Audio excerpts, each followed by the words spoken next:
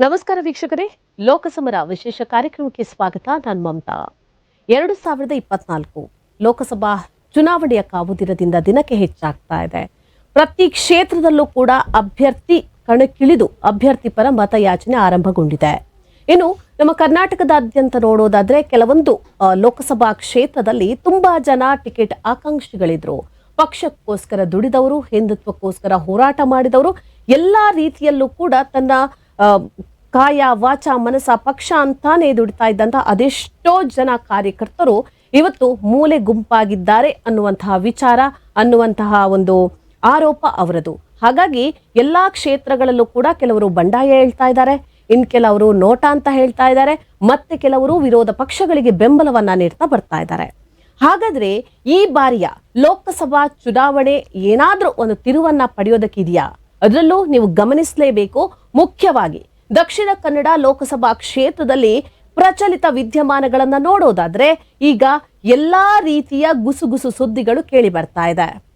ನಿಮ್ಗೆ ಗೊತ್ತಿರ್ಬೋದು, ಕಾಂಗ್ರೆಸ್ನಲ್ಲೂ ಕೂಡ ಕಾಂಗ್ರೆಸ್ ಬೆಂಬಲಿತ ಅಭ್ಯರ್ಥಿ ಆಗಿರುವಂತಹ ಹೊಸ ಮುಖ ಆಗಿರುವಂತಹ ಪದ್ಮರಾಜ್ ಅವರನ್ನ ಕಣಕ್ಕಿಳಿಸಿರುವಂತದ್ದು ಹೈಕಮಾಂಡ್.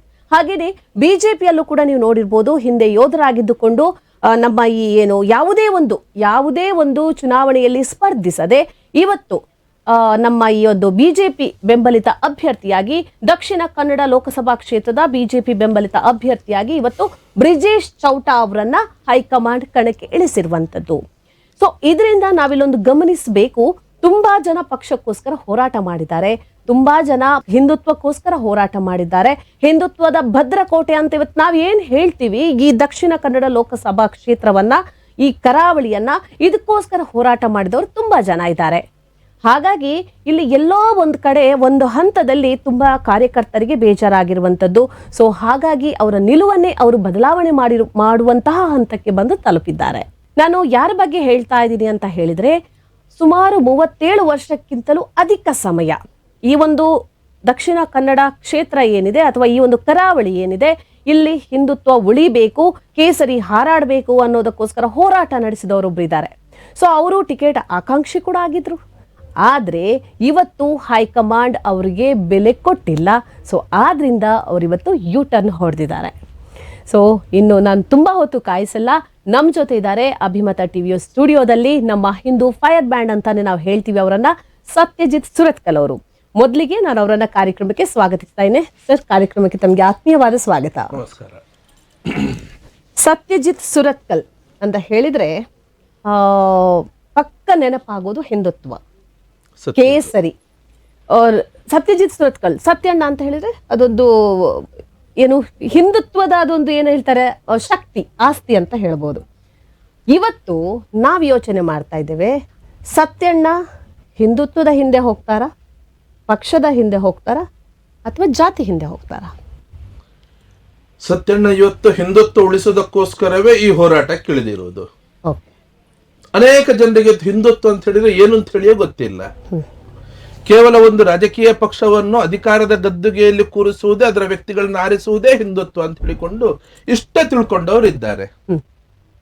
ಬಿಜೆಪಿ ಅಧಿಕಾರದಲ್ಲಿ ಕೂರದಿದ್ರೆ ಹಿಂದುತ್ವವೇ ಎಲ್ಲೋ ನಾಶ ಆಗಿ ಹೋಗ್ತದೆ, ಕೇಂದ್ರದಲ್ಲಿ ಬಿಜೆಪಿ ಅಧಿಕಾರಕ್ಕೆ ಬರದಿದ್ರೆ ಹಿಂದೂ ರಾಷ್ಟ್ರವೇ ನಾಶ ಆಗ್ತದೆ, ರಾಷ್ಟ್ರೀಯತೆಯೇ ಹೋಗ್ತದೆ ಅನ್ನೋ ರೀತಿಯಲ್ಲಿ ಒಂದು ಪ್ರಚಾರವೂ ನಡೆದಿದೆ.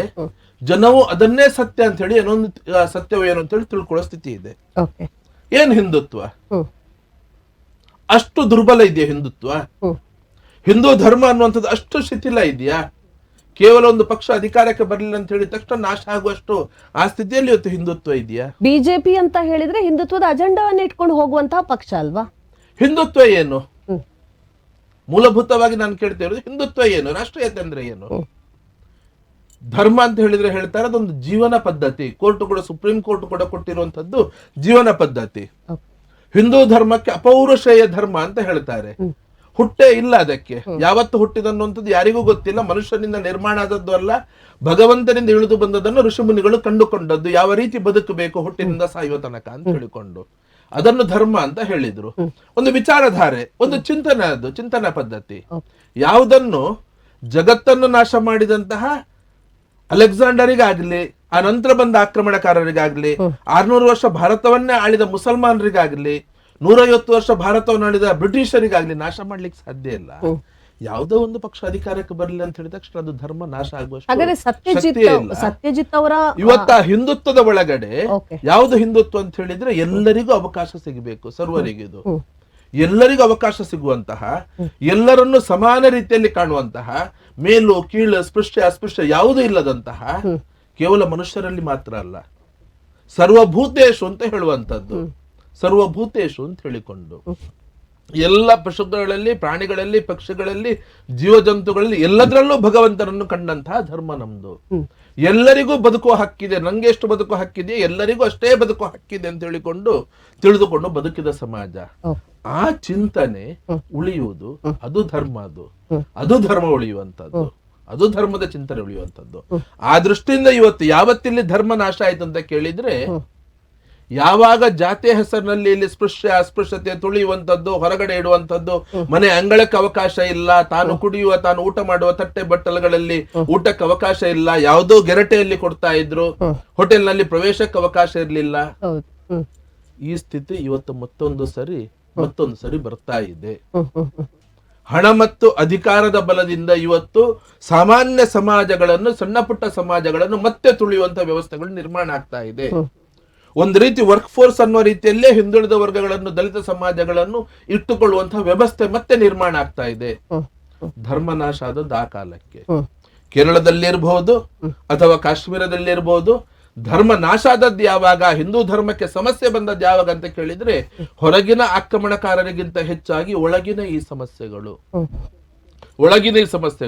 ಅದಕ್ಕೋಸ್ಕರ ಇವತ್ತು ನಂದು ಹೋರಾಟ ಇರುವಂತದ್ದು, ಈ ಸಮಸ್ಯೆಗಳು ನಿವಾರಣೆ ಮಾಡಿ, ಎಲ್ಲರಿಗೂ ಅವಕಾಶ ಕೊಡಿ, ಎಲ್ಲರಿಗೂ ಸಮಾನತೆ ಕೊಡಿ. ಇದು ಆದಾಗ ಹಿಂದುತ್ವ ತನ್ನಿಂತಾನಾಗಿ ಮತ್ತೆ ಬಲಿಷ್ಠ ಆಗ್ತದೆ, ಹಿಂದುತ್ವ ಉಳಿತದೆ. ಆದ್ರೆ ಕೆಲವು ವರ್ಷಗಳ ಹಿಂದೆ ಹಿಂದುತ್ವ ಅಂತ ಹೇಳಿದ್ರೆ ವ್ಯಾಖ್ಯಾನಗಳು ಸತ್ಯಣ್ಣನ ಬಾಯಲ್ಲಿ ಬೇರೆ ಬರ್ತಾ ಇತ್ತು. ಇವಾಗ ಅಂತ ಹೇಳಿದ್ರೆ, ಇವಾಗ ನೀವು ಪ್ರಸ್ತುತ ಸನ್ನಿವೇಶಗಳಲ್ಲಿ ಹಿಂದುತ್ವ ಅಂತ ಹೇಳಿದ್ರೆ ವ್ಯಾಖ್ಯಾನ ಬೇರೆ ಕೊಡ್ರಿ. ಎಲ್ಲೋ ನಿಮ್ಗೆ ಗೊತ್ತಾಗುವಾಗ ಸ್ವಲ್ಪ ಲೇಟ್ ಆಯ್ತು ಅಂತ ಖಂಡಿತ ಇಲ್ಲ. ದೇವಸ್ಥಾನದ ವೇದಿಕೆಗಳಲ್ಲಿ ನಿಂತುಕೊಂಡು, ಸಾರ್ವಜನಿಕ ವೇದಿಕೆಯಲ್ಲಿ ನಿಂತುಕೊಂಡು ಭಾಷಣ ಮಾಡಿದವ ನಾನು. ಹಿಂದೂ ಸಮಾಜ ನ್ಯೂನ್ಯತೆ ಬಗ್ಗೆ ಅಲ್ಲೂ ಅವತ್ತು ಪ್ರಶ್ನೆ ಮಾಡಿದ್ದೆ ನಾನು. ಮತಾಂತರಕ್ಕೆ ಯಾವುದು ಮೂಲ ಕಾರಣ ಅಂತ ಕೇಳಿದ್ರೆ, ಮನೆಯ ಒಳಗಡೆ ನಾವು ನಾಯಿಯನ್ನು, ಬೆಕ್ಕನ್ನು ಸಾಕ್ತೇವೆ, ನಮ್ಮ ಜೊತೆ ಹಾಸಿಗೆಯಲ್ಲಿ ಮಲಗಿಸ್ತೇವೆ, ಅರೆ ನಮ್ಮಂತದ್ದೇ ಮನುಷ್ಯರನ್ನು ಸ್ಪೃಶ್ಯ ಅಸ್ಪೃಶ್ಯತೆ ಹೆಸರಲ್ಲಿ, ಜಾತಿ ಹೆಸರಲ್ಲಿ ಹೊರಗಡೆ ಏನಿಡ್ತಾ ಇದ್ದೇವೆ. ಇದರಿಂದ ಮತಾಂತರ ಆಗ್ತದೆ. ದಯವಿಟ್ಟು ಇದನ್ನು ನಿಲ್ಲಿಸಿ, ನಮ್ಮ ಹಾಗೆ ಮನುಷ್ಯರು ಅಂತ ಹೇಳಿ ಅವರನ್ನು ತಿಳ್ಕೊಳ್ಳಿ, ಅವರಿಗೂ ಸಮಾನ ಅವಕಾಶ ಕೊಡಿ ಅಂತ ಹೇಳಿಕೊಂಡು ಅವತ್ತಿನ ದಿನ ಕೂಡ ನಾನು ವೇದಿಕೆಯಲ್ಲಿ ನಿಂತುಕೊಂಡು ಹೇಳಿದವನ್ ನಾನು. ಎಲ್ಲರನ್ನೂ ಒಟ್ಟಿಗೆ ತಗೊಂಡು ಹೋದಾಗ ಧರ್ಮ ಗಟ್ಟಿ ಆಗ್ತದೆ, ಆವಾಗ ಇದು ಉಳಿತದೆ, ಆವಾಗ ಹೊರಗಿನ ಆಕ್ರಮಣ ಎದುರಿಸಲಿಕ್ಕೆ ಸಾಧ್ಯ ಆಗ್ತದೆ. ಹೊರಗಿನ ಆಕ್ರಮಣಗಾರರಿಗಿಂತ ಹೆಚ್ಚಾಗಿ ಒಳಗಿನ ಸಮಸ್ಯೆ ಬಗ್ಗೆ ಅವತ್ತೂ ನಾನು ಮಾತೆತ್ತಿದವನು. ಬಹುಶಃ ಅದಕ್ಕೋಸ್ಕರ ಅವತ್ತಿನಿಂದ ನನ್ನನ್ನು ಸಂಘಟನೆ ಹೋರಾಟಕ್ಕೆ ಉಪಯೋಗಿಸ್ಕೊಳ್ತಾರೆ. ಆದ್ರೆ ಒಂದು ರೀತಿ ಅಧಿಕಾರದ ಯಾವುದೇ ಸಿಗಬಾರದು ಅಂತ ಹೇಳಿಕೊಂಡು ಅವತ್ತಿನಿಂದಲೂ ಇದೇ ಒಂದು ವ್ಯವಸ್ಥೆ ನಡೀತಾ ಇತ್ತು. ಈಗ ನಾವು ನೋಡಿ, ಎಲ್ಲರೂ ಹೇಳ್ತಾರೆ ಈ ದಕ್ಷಿಣ ಕನ್ನಡ ಅಥವಾ ಈ ಕರಾವಳಿ ಏನಿದೆ ಇದು ಹಿಂದುತ್ವದ ಭದ್ರಕೋಟೆ ಅಂತ. ಆ ಹೆಸರು ಬರ್ಲಿಕ್ಕೆ ನೀವು ಕೂಡ ಕಾರಣಕರ್ತರು. ಖಂಡಿತ. ಯಾಕಂತ ಹೇಳಿದ್ರೆ, ಹೊರಗಿನ ಆಕ್ರಮಣವನ್ನು ಅಷ್ಟೇ ಸಶಕ್ತವಾಗಿ ಎದುರಿಸಲಿಕ್ಕೆ ಮುಂಚೂಣಿಯಲ್ಲಿ ನಿಂತು ಹೋರಾಟ ಮಾಡಿದವ ನಾನು. ಅದು ಇವಾಗ ನೀವೇನು ನಿಮ್ಮ ಒಂದು ಆಂಗಲ್ ಅನ್ನ ಚೇಂಜ್ ಮಾಡಿದಿರಿ, ಇದರಿಂದ ಎಲ್ಲೋ ಒಂದ್ ಸ್ವಲ್ಪ ನಮ್ಮ ಹಿಂದುತ್ವಕ್ಕೆ ಅಥವಾ ನಮ್ಮ ಈ ಮೋದಿ ಯಾಕೋಸ್ಕರ ಬದಲಾವಣೆ ಮಾಡಬೇಕಾಯ್ತು ಹೇಳ್ಬೇಕು, ಯಾಕೋಸ್ಕರ ಬದಲಾವಣೆ ಮಾಡಬೇಕಾಯ್ತು? ನಾನು ಅದೇ ಕೇಳ್ತಾ ಇದ್ದೀನಿ. ಹೋರಾಟದ ವೇದಿಕೆಯಲ್ಲಿ, ಹೋರಾಟದ ಕಣದಲ್ಲಿ ಮೇಲ್ವರ್ಗಗಳು ನಿಧಾನಕ್ಕೆ ಪಕ್ಕಕ್ಕೆ ಸರಿದುಕೊಂಡು ಹೋದ್ವು. ಎಲ್ಲೋ ಬೆರಳೆಣಿಕೆಯ ವ್ಯಕ್ತಿಗಳು ಮಾತ್ರ ಮೇಲ್ವರ್ಗದವರು ಆ ಹೋರಾಟದ ವೇದಿಕೆಯಲ್ಲಿ ನಿಂತ್ಕೊಂಡ್ರು. ಉಳಿದ ಎಲ್ಲರೂ ಪಕ್ಕಕ್ಕೆ ಸರಿದುಕೊಂಡು ಹೋದ್ರು. ಒಂದು ರಾಜಕೀಯ ಅಥವಾ ಸಂಘ, ಈ ಎರಡರಲ್ಲಿ ಅವರು ಸೇರಿಕೊಂಡ್ರು. ಕೇವಲ ಹಿಂದುಳಿದ ವರ್ಗದ ಸಮಾಜಗಳು ಈ ಹೋರಾಟದ ವೇದಿಕೆಯಲ್ಲಿ ನಿಂತ್ಕೊಂಡಿತ್ತು. ಒಂದಷ್ಟು ಸಮಾಜಗಳು ಅವತ್ತು ಕೂಡ ಇದನ್ನು ನಾಯಕರುಗಳು ಇದನ್ನು ಗಮನಿಸಿಕೊಂಡು ಸಮಾಜವನ್ನೇ ಹೋರಾಟದಿಂದ ಹಿಂದೆ ತಗೊಳ್ಳುವಂತ 92ರ ಅಯೋಧ್ಯೆ ಹೋರಾಟ ನಂತರ ಒಂದಷ್ಟು ಹಿಂದುಳಿದ ವರ್ಗ ಸಮಾಜಗಳು ಕೂಡ ನಿಧಾನಕ್ಕೆ ಪಕ್ಕಕ್ಕೆ ತೆಗೆದುಕೊಂಡು ಹೋಗುವಂತ ವ್ಯವಸ್ಥಿತ ಪ್ರಯತ್ನ ಕೂಡ ಕೆಲವು ಸಮಾಜದ ಆಯ್ತು. ಅವ್ರು ಯಶಸ್ವಿ ಆದ್ರೆ ಅದರಿಂದ ಇವತ್ತ ಆ ಸಮಾಜಗಳು ಶೈಕ್ಷಣಿಕವಾಗಿ ಬೆಳೀತಾ ಇದೆ, ಆರ್ಥಿಕವಾಗಿ ಭದ್ರ ಆಗ್ತಾ ಇದೆ. ಆದ್ರೆ ಯಾವ ಸಮಾಜಗಳು ಹಿಂದುತ್ವದ ಹೋರಾಟದಲ್ಲಿ ನಿಂತ್ಕೊಂಡು ಆ ಸಮಾಜಗಳು ಶೈಕ್ಷಣಿಕವಾಗಿ ಹಿಂದೆ ಉಳಿಯಿತು, ಆರ್ಥಿಕವಾಗಿ ಹಿಂದೆ ಉಳಿಯಿತು. ಇವತ್ತು ಅದೇ ಕೊರತೆಯಿಂದಾಗಿ ಬೇರೆ ಸಮಾಜಗಳ ಜೊತೆ ಸ್ಪರ್ಧೆ ಮಾಡ್ಲಿಕ್ಕೆ ಸಾಧ್ಯ ಆಗದೆ ಸಾಮಾಜಿಕ ಕ್ಷೇತ್ರ ಇರ್ಬೋದು, ಧಾರ್ಮಿಕ ಕ್ಷೇತ್ರ ಇರ್ಬೋದು, ರಾಜಕೀಯ ರಂಗ ಇರ್ಬೋದು, ಎಲ್ಲ ಕಡೆಗಳಲ್ಲಿ ಇವತ್ತು ಹೊಡೆತವನ್ನು ತಗೊಂಡು ತಿಂತಾ ಇದೆ. ತಲೆ ಎತ್ತಲಿಕ್ಕೆ ಸಾಧ್ಯ ಆಗ್ತಾ ಇಲ್ಲ, ಅವಕಾಶದಿಂದ ವಂಚಿತ ಆಗ್ತಾ ಇದೆ. ಹಾಗಾಗಿ ಅವತ್ತು ನಾನು ವಿಧಾನಕ್ಕೆ ಆದ್ರೆ ಸಂಘಟನೆಯ ಆ ಒಂದು ದೊಡ್ಡ ಹುದ್ದೆಯಲ್ಲಿದ್ದಾಗ ಒಂದೇ ಸರಿ ಇದನ್ನು ವ್ಯವಸ್ಥಿತವಾಗಿ ಹೊರಗಡೆ ಪೂರ್ತಿಯಾಗಿ ನಾನು ಹೇಳಲಿಕ್ಕೆ ಸಾಧ್ಯ ಆಗ್ತಾ ಇರ್ಲಿಲ್ಲ ಅವಕಾಶಗಳಿಂದ. ನಾನು ಅದೇ ಈಗ ನಿಮ್ಗೊಂದು ಕ್ವಶನ್ ಮಾಡ್ಬೇಕು ಅಂತ ಇದ್ದೆ, ಈ ಒಂದು ನಿಲುವನ್ನ ನೀವು ತಗೊಳ್ಳಿಕ್ಕೆ ಇಷ್ಟು ಸಮಯ ಬೇಕಾಯ್ತಾ ಅಂತ ಅನ್ನುವಂಥದ್ದು? ಖಂಡಿತ ನನ್ನ ಮನಸ್ಸಲ್ಲಿ ನಾನು ಎಲ್ಲಿ ಅವಕಾಶ ಸಿಕ್ಕಿದಲ್ಲಿ ಇದನ್ನು ಹೇಳ್ತಾ ಇದ್ದೆ ನಾನು. ಆದ್ರೆ ಸಮಾಜಕ್ಕೆ ಇದು ಸ್ಪಷ್ಟ ಇದರ ಚಿತ್ರಣ ಗೊತ್ತಾಗ್ತಾ ಇರ್ಲಿಲ್ಲ. ಇದರಲ್ಲಿ ಸ್ಪಷ್ಟವಾಗಿ ಹೇಳಬೇಕು, ನಾನು ಸಂಘಟನೆಯ ಜವಾಬ್ದಾರಿಯಲ್ಲಿ ಇದ್ದುಕೊಂಡು ಏಕಾಏಕದಿಂದ ಹೊರಗಡೆ ಬಂದು ಹೇಳ್ತಿದ್ರೆ ನನ್ನ ಮಾತಿಗೂ ಬೆಲೆಗಳು ಬರ್ತಾ ಇರ್ಲಿಲ್ಲ, ನನ್ನ ಮಾತಿಗೂ ಬೆಲೆಗಳು ಬರ್ತಾ ಇರ್ಲಿಲ್ಲ. ಹಾಗಾಗಿ ರಾಜಕೀಯ ರಂಗಕ್ಕೆ ಇಲ್ಲಿಂದ ಒಂದು ಸಂಘದ ಹಿರಿಯರಿಂದ ಕೂಡ ಒತ್ತಾಯ ಬಂದಿತ್ತು ರಾಜಕೀಯಕ್ಕೆ ಬರಬೇಕು ಅಂತ ಹೇಳಿಕೊಂಡು. ಆದ್ರೆ 15 ವರ್ಷ ಹಿಂದೆ ಇದಕ್ಕೆ ಪ್ರವೇಶಕ್ಕೆ ಹೋದಾಗ ಅಲ್ಲಿ ಮತ್ತೆ ತಡೆ ಹಾಕಿದ್ರು, ಬರಲಿ ಯಾವುದೇ ಕಾರಣಕ್ಕೆ ನಂಗೆ ಬರಬಾರ್ದು ಅನ್ನೋ ರೀತಿಯಲ್ಲಿ ಅವತ್ತು ಅಡ್ಡಗಾಲ ಹಾಕಿದ್ರು. ಏನ್ ಕಾರಣ ಇರ್ಬೋದು ಸತ್ಯಣ್ಣ? ಈ ರೀತಿ ನೇರವಾಗಿ ಮಾತನಾಡ್ತಾನೆ, ಸತ್ಯ ಪ್ರಶ್ನೆ ಮಾಡ್ತಾನೆ. ಒಳಗಡೆ ನಾನೇನು ಪ್ರಶ್ನೆ ಮಾಡ್ತಿದ್ದೆ, ಯಾಕೆ ಈ ರೀತಿ ಆಗ್ತಾ ಇದೆ ಪ್ರಶ್ನೆ ಮಾಡೋರು ಎಲ್ಲಿ ಬೇಡ, ಇಲ್ಲಿ ನೇರ ಮಾತನಾಡೋರು ಬೇಡ. ಇವರು ಹೇಳಿದನ್ನೆಲ್ಲ ಕೇಳಿಕೊಂಡು ಜೀವ್ ಹುಜೂರ್ ಅಂತ ಹೇಳುವಂತ ಆ ಮನಸ್ಥಿತಿಯವರು ಯಾರಿರ್ತಾರೆ ಅವರು ಮಾತ್ರ ಇವರಿಗೆ ಬೇಕು, ಅವರು ಮಾತ್ರ ಇವರಿಗೆ ಬೇಕು. ಹಾಗಾಗಿ ಸತ್ಯನನ್ನು ಅವತ್ತು ಪಕ್ಕಕ್ಕೆ ಇಟ್ರು. ಆದ್ರೂ ಸಂಘಟನೆ ಜವಾಬ್ದಾರಿಯಿಂದ ಒಂದೇ ಸರಿ ನಾನು ಹೊರಗಡೆ ಬಂದ್ರೆ ರಾಜಕೀಯ ಅವಕಾಶ ಸಿಗ್ಲಿಲ್ಲ ಅಂತ ಹೇಳಿಕೊಂಡು ಸತ್ಯ ರಾಜಕೀಯಕ್ಕೋಸ್ಕರ ಇದೆಲ್ಲ ಮಾಡಿದ, ಸಿಗ್ಲಿಲ್ಲ ಅಂತ ಹೇಳಿದ ತಕ್ಷಣ ಎಲ್ಲವನ್ನು ಬಿಟ್ಟ ಅನ್ನೋದು ಮಾತು ಬರ್ತದೆ. ಅದಕ್ಕೆ ನಾನು ತಡ್ಕೊಂಡೆ. ನಾನು ಅವಕಾಶ ಸಿಕ್ಕಿದಾಗ ರಾಜಕೀಯಕ್ಕೆ ಮತ್ತೆ ಬರ್ಲಿಕ್ಕೆ ಪ್ರಯತ್ನ ಮಾಡಿದೆ.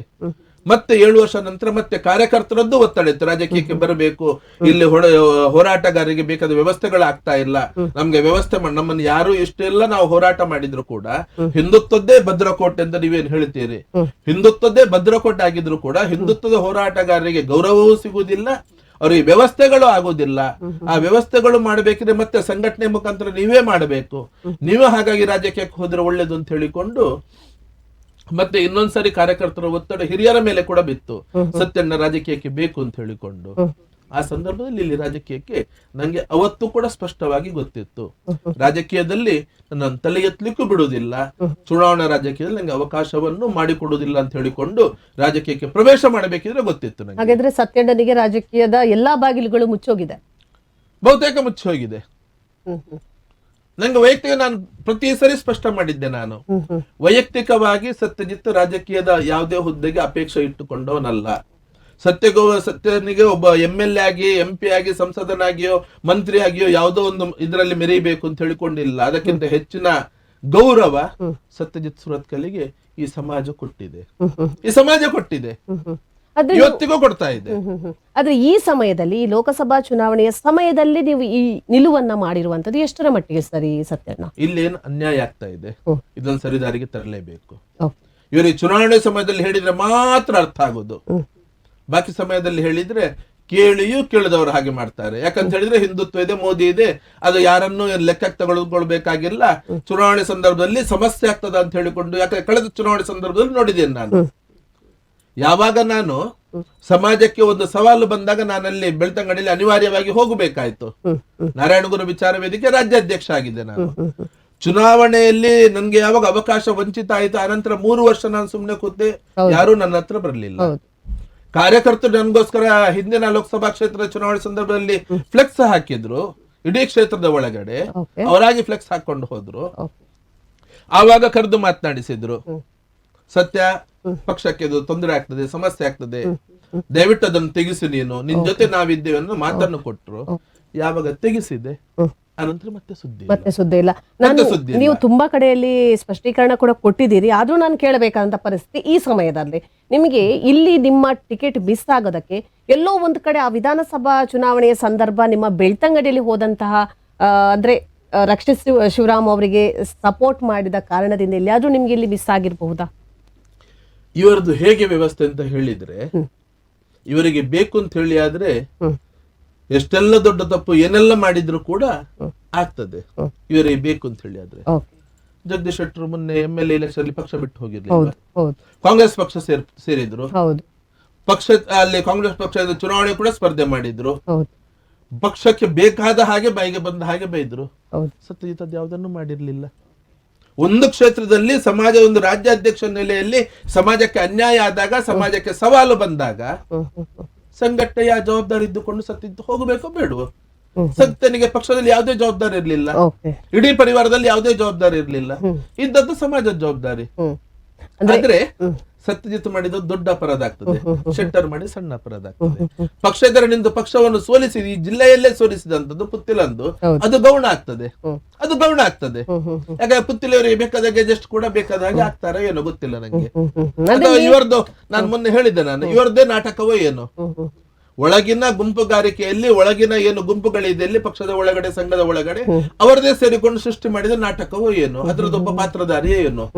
ಹಾಗಾಗಿ ಅವನನ್ನು ಮತ್ತೆ ಸರಿ ಆಗ್ತದೆ, ಆದ್ರೆ ಸತ್ಯಜಿತ್ ಮಾತ್ರ ಆಗುದಿಲ್ಲ. ಅಂದ್ರೆ ಇಲ್ಲಿ ನೀವು ಏನ್ ಹೇಳ್ತೀರಾ, ಈಗ ಅವರು ಮಾಡ್ಬೋದು ನೀವು ಮಾಡಬಾರ್ದು ಆ ಸ್ಥಿತಿ ಇದೆ ಅಲ್ಲಿ. ಅಲ್ಲ, ಯಾರು ಬೇಕು ನೋಡಿ ಅವ್ರು ಹೇಳ್ತಾರಲ್ಲ ಮೇಲ್ವರ್ಗದವರು ಅಂತನಾ, ಮೇಲ್ವರ್ಗ ಒಂದು ಅದು ಕಾರಣ ಇರಬಹುದು.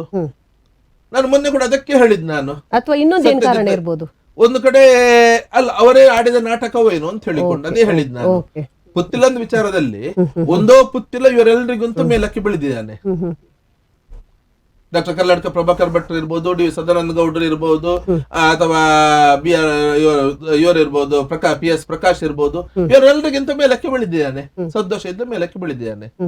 ಇಲ್ಲ, ಎಲ್ಲ ಒಟ್ಟು ಸೇರಿ ಮಾಡಿದ ನಾಟಕ. ಅದೇ ಇವತ್ತು ಇನ್ನೊಂದು ಪ್ರಶ್ನೆ ಬರ್ತಾ ಇರೋದು, ಮೇಲ್ವರ್ಗದವರು ಮಾಡಿದ್ರೆ, ಬ್ರಾಹ್ಮಣರು ಲಿಂಗಾಯತರು ಮಾಡಿದ್ರೆ ಅದು ಏನೂ ಸಮಸ್ಯೆ ಆಗುದಿಲ್ಲ. ಅವರು ಮೇಲ್ವರ್ಗದವರು, ಶೂದ್ರನ್ನು ಬೆಳೆಯಲಿಕ್ಕೆ ಬಿಡಬಾರದು. ಹಾಗಾದ್ರೆ ನೀವು ಹೇಳುದು ಬಿಲ್ಲವರಿಗೆ ಇಲ್ಲಿ ಪಕ್ಷದಲ್ಲಿ ಬೆಳೆಯೋದಕ್ಕೆ ಬಿಡೋದಿಲ್ಲ, ಮೇಲ್ವರ್ಗ ಅಂತ ಹೇಳಿದ್ರೆ ಮೇಲ್ವರ್ಗದವರಿಗೆ ಮಾತ್ರ ಬೆಳೆಯೋದಕ್ಕೆ ಬಿಡ್ತಾರೆ. ನಿಮಗಿಂತನೂ ಕೆಳವರ್ಗದವರು ಇದ್ದಾರಲ್ವಾ? ಅಲ್ಲ, ಇವತ್ತು ಅದೇ ನಾನು ಹೇಳ್ತಾ ಇರೋದು, ಎಲ್ರಿಗೂ ಅನ್ಯಾಯ ಆಗ್ತಾ ಇದೆ.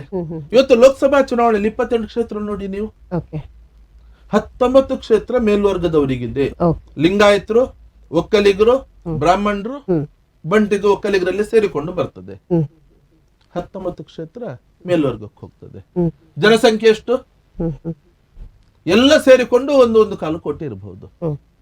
ಉಳಿದಷ್ಟು ದೊಡ್ಡ 1.5 ಕೋಟಿ ಇದ್ರು ಕೂಡ 6.5 ಕೋಟಿ ಜನಸಂಖ್ಯೆಯಲ್ಲಿ ಮುಸಲ್ಮಾನರು ಕ್ರಿಶ್ಚಿಯನ್ರು ಸೇರಿಕೊಂಡು 1.5 ಕೋಟಿ, ಇದು 1.5 ಕೋಟಿ ಹೋದ್ರೆ 3 ಕೋಟಿ ಜನಸಂಖ್ಯೆ ಆಗುವಂತದ್ದು, 3.5 ಕೋಟಿ ಜನಸಂಖ್ಯೆ ಆಗುವ ಹಿಂದುಳಿದ ವರ್ಗ ದಲಿತ ಸಮಾಜಕ್ಕೆ ಬರೀ 9 ಕ್ಷೇತ್ರ.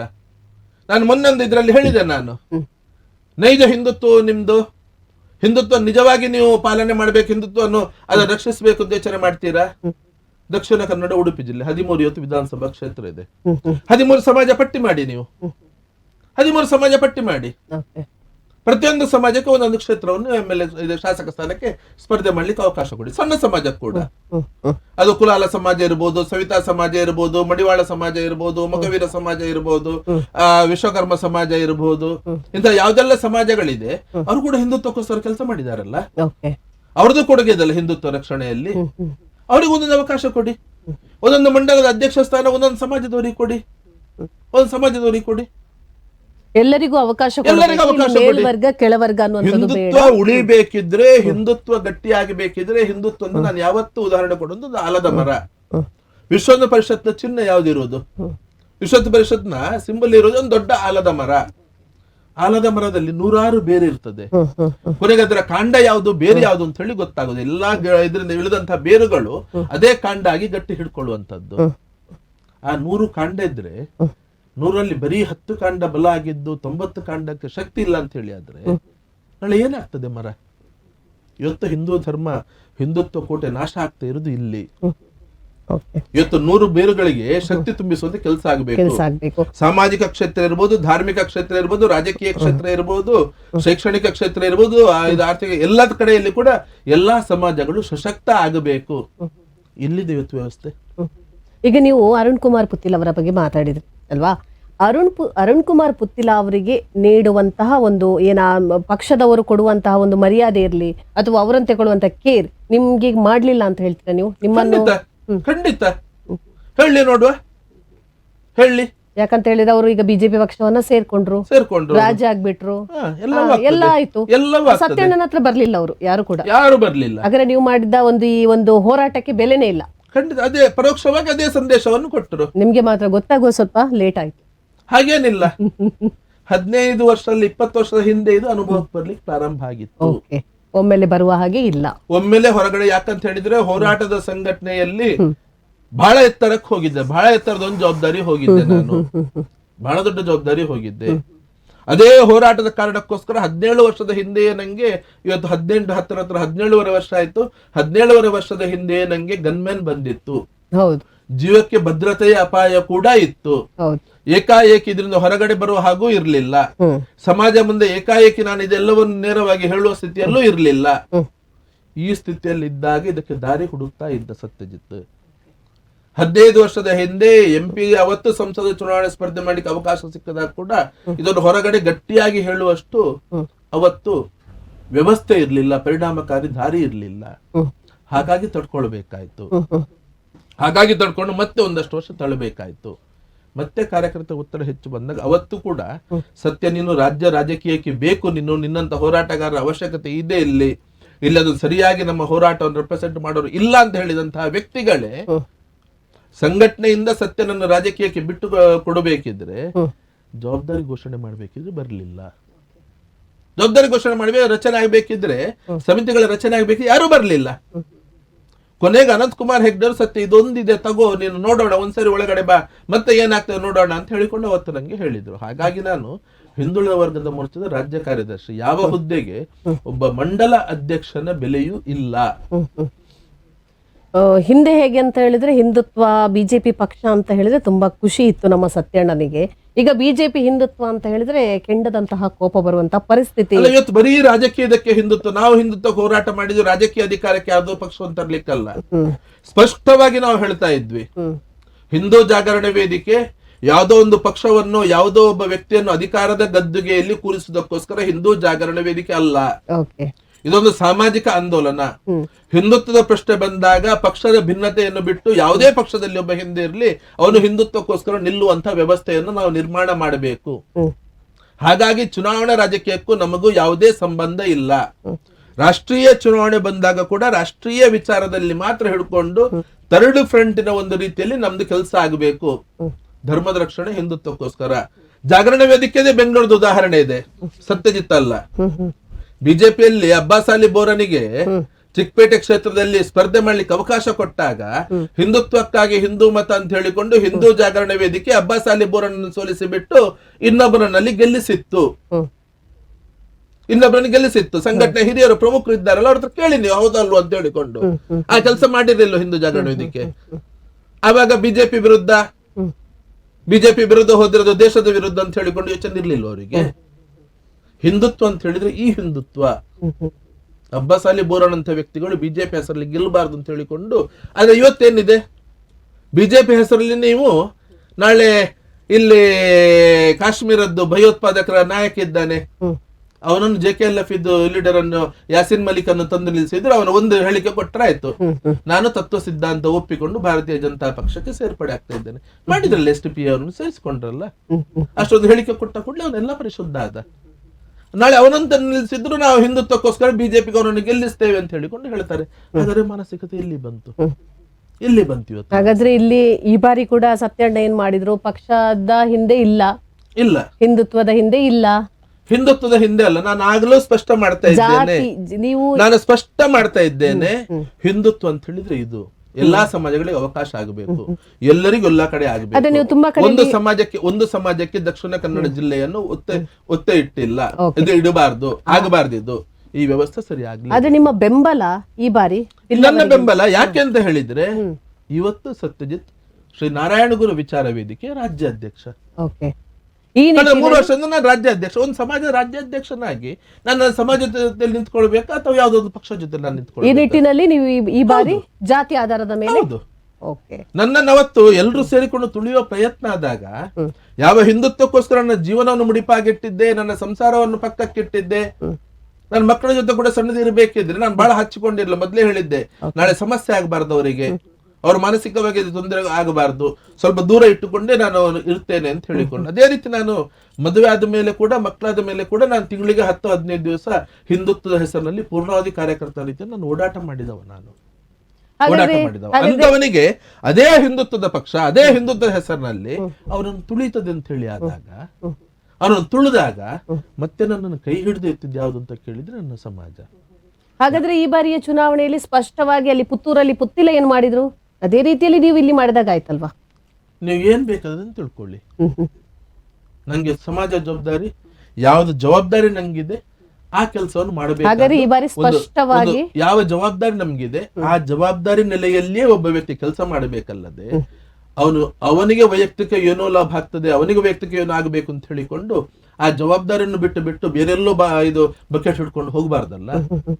ಆ ವ್ಯಕ್ತಿ ಯಾವ ಪಕ್ಷದ ಅಭ್ಯರ್ಥಿಯೂ ಆಗಿರ್ಲಿ, ನಂಗೆ ಸಂಬಂಧ ಇಲ್ಲ. ನೀವು ಈಗ ಉಡುಪಿ ಹೋದಾಗ ಕೋಟ ಶ್ರೀನಿವಾಸ ಪೂಜಾರಿ ಅವರು ಅದೇ ಅಲ್ಲಿ ಉಡುಪಿಯಲ್ಲಿ ನಾವು ಬಿಲ್ಲವರ ಎಷ್ಟು ಮತಗಳು ಬಂದರೂ ಕೂಡ ಅಲ್ಲಿ ನಾವು ಅವರಿಗೆ ಸಪೋರ್ಟ್ ಅಂತ ಹೇಳಿದ್ರು ಕೂಡ ಅಲ್ಲಿ ತುಂಬಾ ಕೆಳವರ್ಗದ ಜನರು ಕೂಡ ಇದ್ದಾರೆ. ಅಲ್ಲಿ ಎಲ್ಲೋ ಕೋಟ ಪೂಜಾರಿ ಅವರಿಗೆ ಕೂಡ ಸ್ವಲ್ಪ ಲಾಸ್ ಆಗೋ ಚಾನ್ಸಸ್ ಇದೆ ಅಲ್ವಾ? ಒಂದು ಇಡೀ ಸಮಾಜದ ನಾನು ವೈಯಕ್ತಿಕವಾಗಿ SNGV ರಾಜ್ಯಾಧ್ಯಕ್ಷ ನೆಲೆಯಲ್ಲಿ 3 ಅಭ್ಯರ್ಥಿಯನ್ನು ಗೆಲ್ಲಿಸ್ಲಿಕ್ಕೋಸ್ಕರ ನಾನು ದುಡಿಯುತ್ತೇನೆ ಅಂತ ಅಷ್ಟೇ ಹೇಳಿದ್. ನಾನು ಸಮಾಜಕ್ಕೆ ಫತ್ವಾ ಫರ್ಮಾನ ಹೊರಡಿಸುವಷ್ಟು ದೊಡ್ಡ ಮನುಷ್ಯ ಸತ್ಯಜಿತ್ ಅಲ್ಲ. ಎಲ್ಲರಲ್ಲಿ ವಿನಂತಿಯನ್ನು ಮಾಡಿಕೊಂಡದ್ದು. ಅವಕಾಶ ಹೊಂದಿದೆ.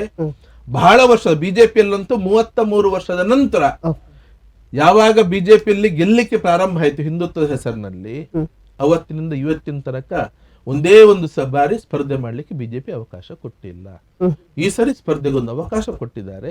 ಹಾಗಾಗಿ ಗೆಲ್ಲಿಸುವಂತ ಒಂದು ಪ್ರಯತ್ನವನ್ನು ಮಾಡಿ ಗೆಲ್ಲಿಸಿಕೊಡಿ, ಸಮಾಜಕ್ಕೊಂದು ಶಕ್ತಿ ಬರ್ತದೆ. ಹಾಗಾದ್ರೆ ಎಲ್ಲೋ ನೀವು ಈ ಕರಾವಳಿಯ ಭದ್ರಕೋಟೆಯನ್ನಾಗಿ ಮಾಡಿದ್ರಿ ಹಿಂದುತ್ವದ್ದು, ನೀವೇ ಅದರ ಒಂದು ವಿನಾಶಕ್ಕೆ ಕೂಡ ಕಾರಣ ಆಗ್ತಿರೋ ಏನೋ? ಖಂಡಿತ ಇಲ್ಲ, ಖಂಡಿತ ಇಲ್ಲ. 30 ವರ್ಷಗಳಿಂದ ಇಲ್ಲಿ ಹಿಂದುತ್ವದ ಅಜೆಂಡಾವನ್ನ ಇಟ್ಕೊಂಡು ಬಿಜೆಪಿ ಪಕ್ಷ ತನ್ನ ಆಳ್ವಿಕೆಯನ್ನು ನಡೆಸ್ತಾ ಇದೆ. ಹಿಂದುತ್ವದ ಹೆಸರಿನಲ್ಲಿ ನಾನು ಆಗದಿಂದ ಹೇಳ್ತಾ ಇದ್ದೇನೆ, ಹಿಂದುತ್ವ ಅಂತ ಹೇಳಿದ್ರೆ ಬರೀ 4 ಜಾತಿ ಅಲ್ಲ. ಹಿಂದುತ್ವ ಅಂತ ಹೇಳಿದ್ರೆ 400 ಜಾತಿ ಸಮಾಜಗಳಿದೆ. ಇವರಿಗೆ ಅವಕಾಶ ಆಗ್ಬೇಕಲ್ಲ. ಎಲ್ಲಿ ಆಗ್ತಾ ಇದೆ? ಎಷ್ಟಾಗ್ತಾ ಇದೆ? ಎಲ್ಲಿ ಆಗ್ತಾ ಇದೆ? ದಕ್ಷಿಣ ಕನ್ನಡ ಜಿಲ್ಲೆಯಲ್ಲಿ ಹಿಂದುತ್ವದ ಹೆಸರಿನಲ್ಲಿ ಇವತ್ತು ಭಾರತೀಯ ಜನತಾ ಪಾರ್ಟಿಲಿ 1 ರಿಸರ್ವ್ ಸೀಟ್, ಉಳಿದ 7 ಕ್ಷೇತ್ರದಲ್ಲಿ 2 ಬಿಲ್ಲವ ಸಮಾಜ ಕೊಟ್ಟಿದ್ದಾರೆ. ಒಂದು ಗೆಲ್ಲಬಹುದು, ಇನ್ನೊಂದು ಗೆಲ್ಲಿಕ್ಕೆ ಸಾಧ್ಯವೇ ಇಲ್ಲ ಅನ್ನೋ ಕ್ಷೇತ್ರ. ಉಳಿದ 5 ಕ್ಷೇತ್ರಗಳು ಮತ್ತೆ ಮೇಲ್ವರ್ಗ. ಯಾಕೆಲ್ಲಿ ಬೇರೆ ಸಮಾಜಗಳಿಲ್ವಾ? ಇಲ್ಲಿ ಬೇರೆ ಸಮಾಜಗಳಿಲ್ವಾ? ಉಡುಪಿಯಲ್ಲಿ ಹೋದ್ರು ಕೂಡ 5 ಕ್ಷೇತ್ರದಲ್ಲಿ 3 ಮೇಲ್ವರ್ಗ, 4 ಮೇಲ್ವರ್ಗ, 3 ಮೇಲ್ವರ್ಗ, 2 ಹಿಂದುಳಿದ ವರ್ಗ. ಇಲ್ಲಿ ಮೇಲ್ವರ್ಗದವರೇ ಇಲ್ಲಿರುವುದು ಮೆಜಾರಿಟಿ ಇರುವುದು. ಹಿಂದುಳಿದ ಎಲ್ಲ ವರ್ಗಗಳು ಹಿಂದುತ್ವ ಹೆಸರಿನಲ್ಲಿ ಮೇಲ್ವರ್ಗದವರನ್ನೇ ಗೆಲ್ಲಿಸಬೇಕು. ಆದ್ರೂ ಕೂಡ ಸ್ಪಷ್ಟವಾಗಿ ಇಲ್ಲಿ ಗೊತ್ತಾಗುವಂತದ್ದು ಏನು, ನೀವು ಈ ಭದ್ರಕೋಟೆ ಮಾಡಿದೀರಾ, ಅದನ್ನ ನೀವೇ ಒಡೆಯೋದಕ್ಕೆ ಪ್ರಯತ್ನ ಪಡ್ತಾ ಇದ್ದೀರಾ, ನೀವೇ ಈ ಭದ್ರಕೋಟೆಯನ್ನು ಚಿತ್ರ ಮಾಡೋದಕ್ಕೆ ಹೊರಟಿದ್ದೀರಾ ಅಂತ ಅನ್ಸುತ್ತೆ. ನಾನಲ್ಲ, ಸಂಘದವ್ರು. ನೇರವಾಗಿ ನಾನು ಹೇಳಲಿಕ್ಕೆ ಬಯಸ್ತೇನೆ, ಸಂಘದವರು ಉಳಿಯುವಂತ ಕೆಲಸ ಇಲ್ಲಿ ಮಾಡ್ತಾ ಇದ್ದಾರೆ. ನಾನು ಇವತ್ತು ಮತ್ತೆ ರಿಪೇರಿ ಮಾಡೋ ಕೆಲಸಕ್ಕೆ ನಾನು ಕೈ ಹಾಕಿರೋದು. ಇದರ ಬಗ್ಗೆ ಗಟ್ಟಿ ಸ್ವರದಲ್ಲಿ ಮಾತನಾಡುವಂತಹ ಶಕ್ತಿ ದುರ್ದೈವಕ್ಕೆ ಯಾರಿಗೂ ಇಲ್ಲ, ಸಮಾಜದಲ್ಲಿ ಯಾರಿಗೂ ಬರ್ತಾ ಇಲ್ಲ. ಯಾವ ಯುವಕರನ್ನ ಹಿಡ್ಕೊಂಡು ನೀವು ಇಲ್ಲಿ ಅದನ್ನು ದುರುಪಯೋಗ ಆಗ್ತಾ ಇದೆ. ಯುವಕರನ್ನು ಹಿಡ್ಕೊಂಡು ನಾವು ಇಳಿಸಿರುವಂತದ್ದು ದುರುಪಯೋಗ ಆಗ್ತಾ ಇದೆ. ಅದಕ್ಕೋಸ್ಕರವೇ ಸತ್ಯಜಿತ್ 6 ವರ್ಷದ ಹಿಂದೆ ವಾಪಸ್ ನಿಂತಿರೋದು. ನಂಗೆ ಹಿಂದೂ ಸಂಘಟನೆ ಬನ್ನಿ ಅಂತ ಹೇಳಿದ್ರು, ಮನಸ್ಸಿಗೆ ನೋವಾಗಿರೋದು ಮಾತ್ರ ಅಲ್ಲ, ನಾನು ಹೋಗಿ ಅಕಸ್ಮಾತ್ ಹಿಂದುತ್ವ ಒಂದು ಶಬ್ದ ಹಿಂದೂ ಸಂಘಟನೆ ಇನ್ನೊಂದು ಬೇರೆ ಕಟ್ಟೋಣ ಅಂತ ಹೇಳಿದ್ರು. ನಾನು ಹಿಂದೂ ಸಂಘಟನೆ ಅಂತ ಹೇಳಿ ಏನಾದ್ರೂ ಅಕಸ್ಮಾತ್ ಹೇಳಿದ್ರೆ ಮತ್ತೆ ನನ್ನ ಜೊತೆಯಲ್ಲಿ 106 ಯುವಕರು ಬರ್ತಾರೆ. ಮೊನ್ನೆ ತಾವು ನೋಡಿದ್ರೆ 1000 ಜನ ಯುವಕರು, ಯಾವುದೇ ಜವಾಬ್ದಾರಿ ಇಲ್ಲದೆ, ಯಾವುದೇ ಹುದ್ದೆಯಲ್ಲಿ ಇಲ್ಲದೆ, ಯಾವುದೇ ಇದರಲ್ಲಿ ಇಡೀ ಪರಿವಾರದಲ್ಲಿ ಇಲ್ಲದಿದ್ರು ಕೂಡ ಹಿಂದೆ ನನ್ನ ಜೊತೆ ಹಿಂದೂ ಜಾಗರಣೆ ವೇದಿಕೆಯಲ್ಲಿ ಕೆಲಸ ಮಾಡಿದ್ದ ಯುವಕರೇ ಬಹಳ ದೊಡ್ಡ ಪ್ರಮಾಣದಲ್ಲಿ ಬಂದು ನಿಂತ್ಕೊಂಡ್ರಲ್ಲಿ. ಸತ್ಯಜಿತ್ಗೆ ಅವಕಾಶ ಆಗಬೇಕು, ಸತ್ಯಣ್ಣ ಬೇಕು ನಮ್ಗೆ ಅಂತ ಹೇಳಿಕೊಂಡು ನಾನು ಹಿಂದುತ್ವ ಅಂತ ಅಕಸ್ಮಾತ್ ನಿಂತ್ಕೊಂಡ್ರೆ ಮತ್ತೆ ಆ ಹುಡುಗರು ರಸ್ತೆ ಹೋಗ್ತಾರೆ, ಮತ್ತೆ ಆ ಹುಡುಗರ ಮೇಲೆ ಮತ್ತೆ ಕೇಸುಗಳಾಗೋದು, ಮತ್ತೆ ಆ ಹುಡುಗರು ಜೈಲಿಗೆ ಹೋಗುವಂಥದ್ದು, ಇನ್ನೊಂದು ಮತ್ತೊಂದು ಕೋರ್ಟು ಕಚೇರಿ ಅಲ್ದಾಡುವಂಥದ್ದು, ಅವರ ಮನೆಯಲ್ಲಿ ಮತ್ತೆ ಸಮಸ್ಯೆಗಳು ನಿರ್ಮಾಣ ಆಗೋದು. ಇದ್ಯಾವುದು ಬೇಡ ಅಂತ ಹೇಳಿಕೊಂಡು ಇವತ್ತು ಹಿಂದುಗಡೆ ಕಾರ್ಯಕರ್ತರಿಗಿರುವಂತಹ ಪ್ರೀತಿ, ವ್ಯವಧಾನ ಅಥವಾ ನಿಮ್ಮ ಮೇಲೆ ಇರುವಂತಹ ನಂಬಿಕೆ ಹೈಕಮಾಂಡ್ಗೆ ಇಲ್ಲದಾಗಿ ಹೋಯಿತು, ಪ್ರಮುಖರಿಗೆ ಇಲ್ಲದಾಗಿ ಹೋಯಿತು. ಸತ್ಯಣ್ಣ ನಾವು ಮಾತಾಡ್ತಾ ಇದ್ವು, ಸತ್ಯಣ್ಣನಿಗೆ ತುಂಬಾ ಏನು ಕೋಪ ಬಂದಿದೆ. ಎಲ್ಲೋ ನನ್ನ ಪಕ್ಷದವರು ನನ್ನ ಒಂದು ಹೋರಾಟಕ್ಕೆ ಒಂದು ಏನು ಗೌರವ ಕೊಟ್ಟಿಲ್ಲ, ಇಷ್ಟೆಲ್ಲ ಹೋರಾಟ ಮಾಡಿದ್ದೇನೆ, ಇಷ್ಟೆಲ್ಲ ನಾನು ಈ ಒಂದು ಪಕ್ಷಕ್ಕೋಸ್ಕರ ಕೆಲಸ ಮಾಡಿದ್ದೇನೆ ಅನ್ನುವಂತಹ ಒಂದು ಮಾತು. ಈ ಬಾರಿಯ ಒಂದು ಚುನಾವಣೆಯ ಸಂದರ್ಭದಲ್ಲಿ ತಾವು ಕಂಪ್ಲೀಟ್ ಆಗಿ ಓಪನ್ ಆಗಿ ಹೇಳ್ತಾ ಇದ್ದಾರೆ, ನಾನು ಜಾತಿಯ ಆಧಾರದ ಮೇಲೆ ಬಿಲ್ಲವ ಅಭ್ಯರ್ಥಿಗಳಿಗೆ ನಾನು ಸಪೋರ್ಟ್ ಮಾಡ್ತೀನಿ ಅನ್ನುವಂಥದ್ದು. ಇನ್ನು 1-2 ವಿಚಾರಗಳಿದೆ. ಏನಂತ ಹೇಳಿದರೆ, ಒಂದು, ಈ ಬಾರಿ ಕೂಡ ಪಕ್ಷೇತರ ಅಭ್ಯರ್ಥಿಯಾಗಿ ಬಿಲ್ಲವ ಸಮುದಾಯಕ್ಕೆ ಸಂಬಂಧಪಟ್ಟಂಥವರು ಏನು ಕಣಕ್ಕಿಳಿದಿರುವಂಥದ್ದು. ಹಾಗೆ ಇನ್ನೊಂದು ವಿಚಾರ ಅಂತ ಹೇಳಿದರೆ, ಕಳೆದ ವಿಧಾನಸಭಾ ಚುನಾವಣೆಯ ಸಂದರ್ಭದಲ್ಲಿ ಮಾನ್ಯ ದಕ್ಷಿಣ ಕನ್ನಡ ಬಿಜೆಪಿಯ ಅಧ್ಯಕ್ಷರಾಗಿರ್ತಕ್ಕಂತಹ ನಮ್ಮ ಸತೀಶ್ ಕುಂಪಲ್ ಅವರು ಕೊಟ್ಟಂತಹ ಒಂದು ಹೇಳಿಕೆ, ಬಿಲ್ಲವರು ಅಂತಿದ್ದು, ನಾನು ಕೂಡ ಬಿಲ್ಲವ ಆಗಿದ್ದುಕೊಂಡು ನನಗೇನು ಸತ್ಯಣ್ಣ ಇಲ್ಲಿ ಉಪಕಾರ ಮಾಡಲಿಕ್ಕೆ ಬರಲಿಲ್ಲ, ನನ್ನ ಒಂದು ಮತ ಪ್ರಚಾರದ ಸಂದರ್ಭದಲ್ಲಿ ಅವರು ಬರಲಿಲ್ಲ ಅನ್ನುವ ಮಾತನ್ನು ಕೂಡ ಒಂದು ಸಂದರ್ಭದಲ್ಲಿ ಅವರು ಹೇಳಿದರು. ಈ ಎರಡು ವಿಚಾರಗಳಿಗೆ ತಾವೇನು ಸ್ಪಷ್ಟೀಕರಣ ಕೊಡೋದಕ್ಕೆ ಇಚ್ಛೆ ಪಡ್ತೀರಾ? ಒಂದು, ಪ್ರಾರಂಭದಲ್ಲಿ ಕುಂಪಲ್ರ ಹೇಳಿಕೆ ಬಗ್ಗೆ ಬರ್ತೇನೆ ನಾನು. ಓಕೆ. ಸತ್ಯಜಿತ್ ಸುರತ್ಕಲ್ ಕಳೆದ ವಿಧಾನಸಭಾ ಚುನಾವಣೆ ಸಂದರ್ಭದಲ್ಲಿ ಬರೀ ಒಂದು ಕ್ಷೇತ್ರದಲ್ಲಿ ಸತ್ಯಜಿತ್ ಹೋಗಿರುವಂಥದ್ದು, ಸಮಾಜಕ್ಕೆ ಒಂದು ಸವಾಲು ಬಂದದನ್ನು ಮಾತ್ರ ಸ್ವೀಕಾರ ಮಾಡಿಕೊಂಡು. ಓಕೆ. ಬಿಲ್ ಅವರು ಆ ನಂತರ ಸ್ಪರ್ಧೆಯಲ್ಲಿ ಬರೀ ಸತೀಶ್ ಕುಂಪಲ ಒಬ್ಬರೇ ಅಲ್ಲ, ಉಮ್ಮನಾಥ್ ಕೋಟೆ ಅವರು ಇದ್ರು, ಸತೀಶ್ ಕುಂಪಲ ಇದ್ರು, ಸುನಿಲ್ ಕುಮಾರ್ ಅಲ್ಲಿ ಕಾರ್ಕಳದಲ್ಲಿ ಇದ್ರು. ಇದು ಬಿಜೆಪಿ ಪಕ್ಷದ 3 ಜನ ಆದ್ರೆ, ಕಾಂಗ್ರೆಸ್ ಪಕ್ಷದಿಂದ ಮತ್ತೆ ವಿನಯ್ ಕುಮಾರ್ ಸೊರಕೆ ಅವರು ಕಾಪು ಕ್ಷೇತ್ರದಲ್ಲಿ ಸ್ಪರ್ಧೆ ಮಾಡಿದ್ರು. ಅಲ್ಲಿ ಬೈಂದೂರಲ್ಲಿ ಇವರು ಗೋಪಾಲ್ ಪೂಜಾರಿ ಅವರು ಸ್ಪರ್ಧೆ ಮಾಡಿದ್ರು. ಯಾವ್ದಾದ್ರೂ ಬೇರೆ ಒಂದು ಕ್ಷೇತ್ರಕ್ಕೆ ಸತ್ಯಜಿತ್ ಹೋಗಿದಾನ? ಒಂದು ಜವಾಬ್ದಾರಿತ ಸ್ಥಾನದಲ್ಲಿ ಇದ್ದುಕೊಂಡು ಹೇಳಿಕೆ ಕೊಡಬೇಕಿದ್ರೆ ಒಂದು ರೀತಿ ವ್ಯಂಗ್ಯವಾಗಿ ಮಾತಾಡಿಕೊಂಡು, ಯಾವತ್ತೂ ಜವಾಬ್ದಾರಿ ಹುದ್ದೆಯಲ್ಲಿದ್ದವರು ಆ ರೀತಿ ಮಾತಾಡೋದನ್ನು ಮೊದಲು ನಿಲ್ಲಿಸಬೇಕು. ಎಲ್ಲವನ್ನು ಸರಿಯಾಗಿ ತಿಳ್ಕೊಂಡು ಮತ್ತೆ ಮಾತಾಡ್ಲಿಕ್ಕೆ ಹೋಗ್ಬೇಕು. ಬೇರೆ ಯಾವುದೇ ಕ್ಷೇತ್ರಕ್ಕೂ ನಾನು ಹೋಗಿರ್ಲಿಲ್ಲ. ನಾನು ಕಾಂಗ್ರೆಸ್ಗೋಸ್ಕರ ಹೋಗ್ತಾ ಇದ್ರೆ ಅಲ್ಲೇ ಆದ್ರೂ ಹೋಗ್ತಾ ಇದ್ದೆ. ಬಿಲ್ಲವ ಅಭ್ಯರ್ಥಿಗಳು ಎಲ್ಲರ ಪರವಾಗಿಂದ ಎಲ್ಲ ಕಡೆಗೂ ಹೋಗ್ತಾ ಇದ್ದೆ, ಯಾವುದೂ ಕಡೆಗೂ ಹೋಗಿರ್ಲಿಲ್ಲ. ಸಮಾಜಕ್ಕೊಂದು ಸವಾಲು ಬಂದಿತ್ತು, ಆ ಸವಾಲನ್ನು ಎದುರಿಸಿಕೊಂಡು ನಾನು ಅವತ್ತು ಬೆಳ್ತಂಗಡಿ ಕ್ಷೇತ್ರಕ್ಕೆ ಹೋಗಿರುವಂತದ್ದು. ಅವರ ಉಳಿದ ಹೇಳಿಕೆ ಬಗ್ಗೆ ನಾನು ಕಮೆಂಟ್ ಮಾಡ್ಲಿಕ್ಕೆ ಅದ್ರ ಮಧ್ಯದಲ್ಲಿ ಇನ್ನೊಂದು ತಿಳಿಸ್ಲಿಕ್ಕೆ ಬಯಸ್ತೇನೆ. ನಾನು ನನ್ನ ಜೊತೆ ಇದ್ದಂತಹ ಹುಡುಗರು ಸತೀಶ್ ಕುಂಪಲನಿಗೂ ಫೋನ್ ಮಾಡಿದ್ರು, ಸತ್ಯಣ್ಣ ನಿಮ್ಮಲ್ಲಿಗೆ ಬರಬೇಕು. ನನ್ನ ಹತ್ರ ಕೇಳಿರ್ಲಿಲ್ಲ, ನನ್ನ ಹತ್ರ ಕೇಳಿ ಅವರಿಗೆ ಫೋನ್ ಮಾಡಿದ್ರು. ಅವರು ಸತ್ಯಣ್ಣ ನಿಮ್ಮಲ್ಲಿಗೆ ಬರಬೇಕಾ, ನಾವು ಹೇಳಬೇಕಾ ಸತ್ಯಣ್ಣನಿಗೆ ಅಂತ ಹೇಳಿಕೊಂಡು. ಈಗ ಹೇಳಬೇಡಿ, ಬರಬೇಕು ಅಂತ ನಾನು ಹೇಳುತ್ತೇನೆ, ಆಮೇಲೆ ಬಂದ್ರೆ ಸಾಕು ಅಂತ ಅವ್ರು ಹೇಳಿದ ಮಾತು ಆ ಕಾರ್ಯಕರ್ತರು ಅನಂತ ದಿವಸ ನಂಗೆ ಹೇಳಿದ್ರು. ಆದ್ರೆ ನಾನು ಚುನಾವಣೆ ಉದ್ದೇಶ, ಚುನಾವಣೆ ಕಣಕ್ಕೆ ಇಳಿಬೇಕು, ಕೆಲಸ ಮಾಡಕ್ಕೆ ಯಾವುದೇ ಯೋಚನೆ ಮಾಡಿರ್ಲಿಲ್ಲ. ಸಮಾಜಕ್ಕೆ ಬಂದಿದ್ದ ಸವಾಲು, ಅದನ್ನೊಂದು ಸಂಘಟನೆ ರಾಜ್ಯ ಅಧ್ಯಕ್ಷ ನೆಲೆಯಲ್ಲಿ ನಾನು ಅಲ್ಲಿ ಹೋಗಿರುವಂತದ್ದು. ಮತ್ತಲ್ಲಿ ಬೆಳ್ತಂಗಡಿ ಸಮಾಜ ನನ್ನ ಎಲ್ಲ ಹೋರಾಟದಲ್ಲಿ, ಅದು ಸ್ತಬ್ಧ ಚಿತ್ರದ ಹೋರಾಟ ಇರಬಹುದು, ಪಠ್ಯ ಪುಸ್ತಕದ ಹೋರಾಟ ಎಲ್ಲ ಸಂದರ್ಭದಲ್ಲಿ ಸಮಾಜದಲ್ಲಿ ನನ್ನ ಜೊತೆ ಬಹಳ ಬಲವಾಗಿ ನಿಂತ್ಕೊಂಡಿತ್ತು.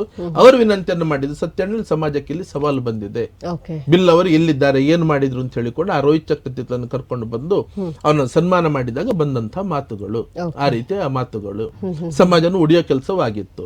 ಆ ಒಂದೇ ಕಾರಣಕ್ಕೋಸ್ಕರ ಅಲ್ಲಿ ಹೋಗಿರೋದು ಬಿಟ್ರೆ ಮತ್ತೆ ಬೇರೆ ಯಾವುದೇ ಕಾರಣಕ್ಕೆ ಚುನಾವಣೆ ಕೆಲಸಕ್ಕೆ ನಾನು ಹೋದವನು ಅಲ್ಲ. ಹಾಗೆ ಯಾವ ಕ್ಷೇತ್ರಕ್ಕೂ ಹೋಗ್ಲಿಲ್ಲ ನಾನು. ಹಾಗಾಗಿ ಅಲ್ಲಿ ಸತೀಶ್ ಕುಂಪಲ್ ಅಲ್ಲಿ ಹೋಗುವಂತ ಪ್ರಮೇಯವೂ ಬರ್ಲಿಲ್ಲ.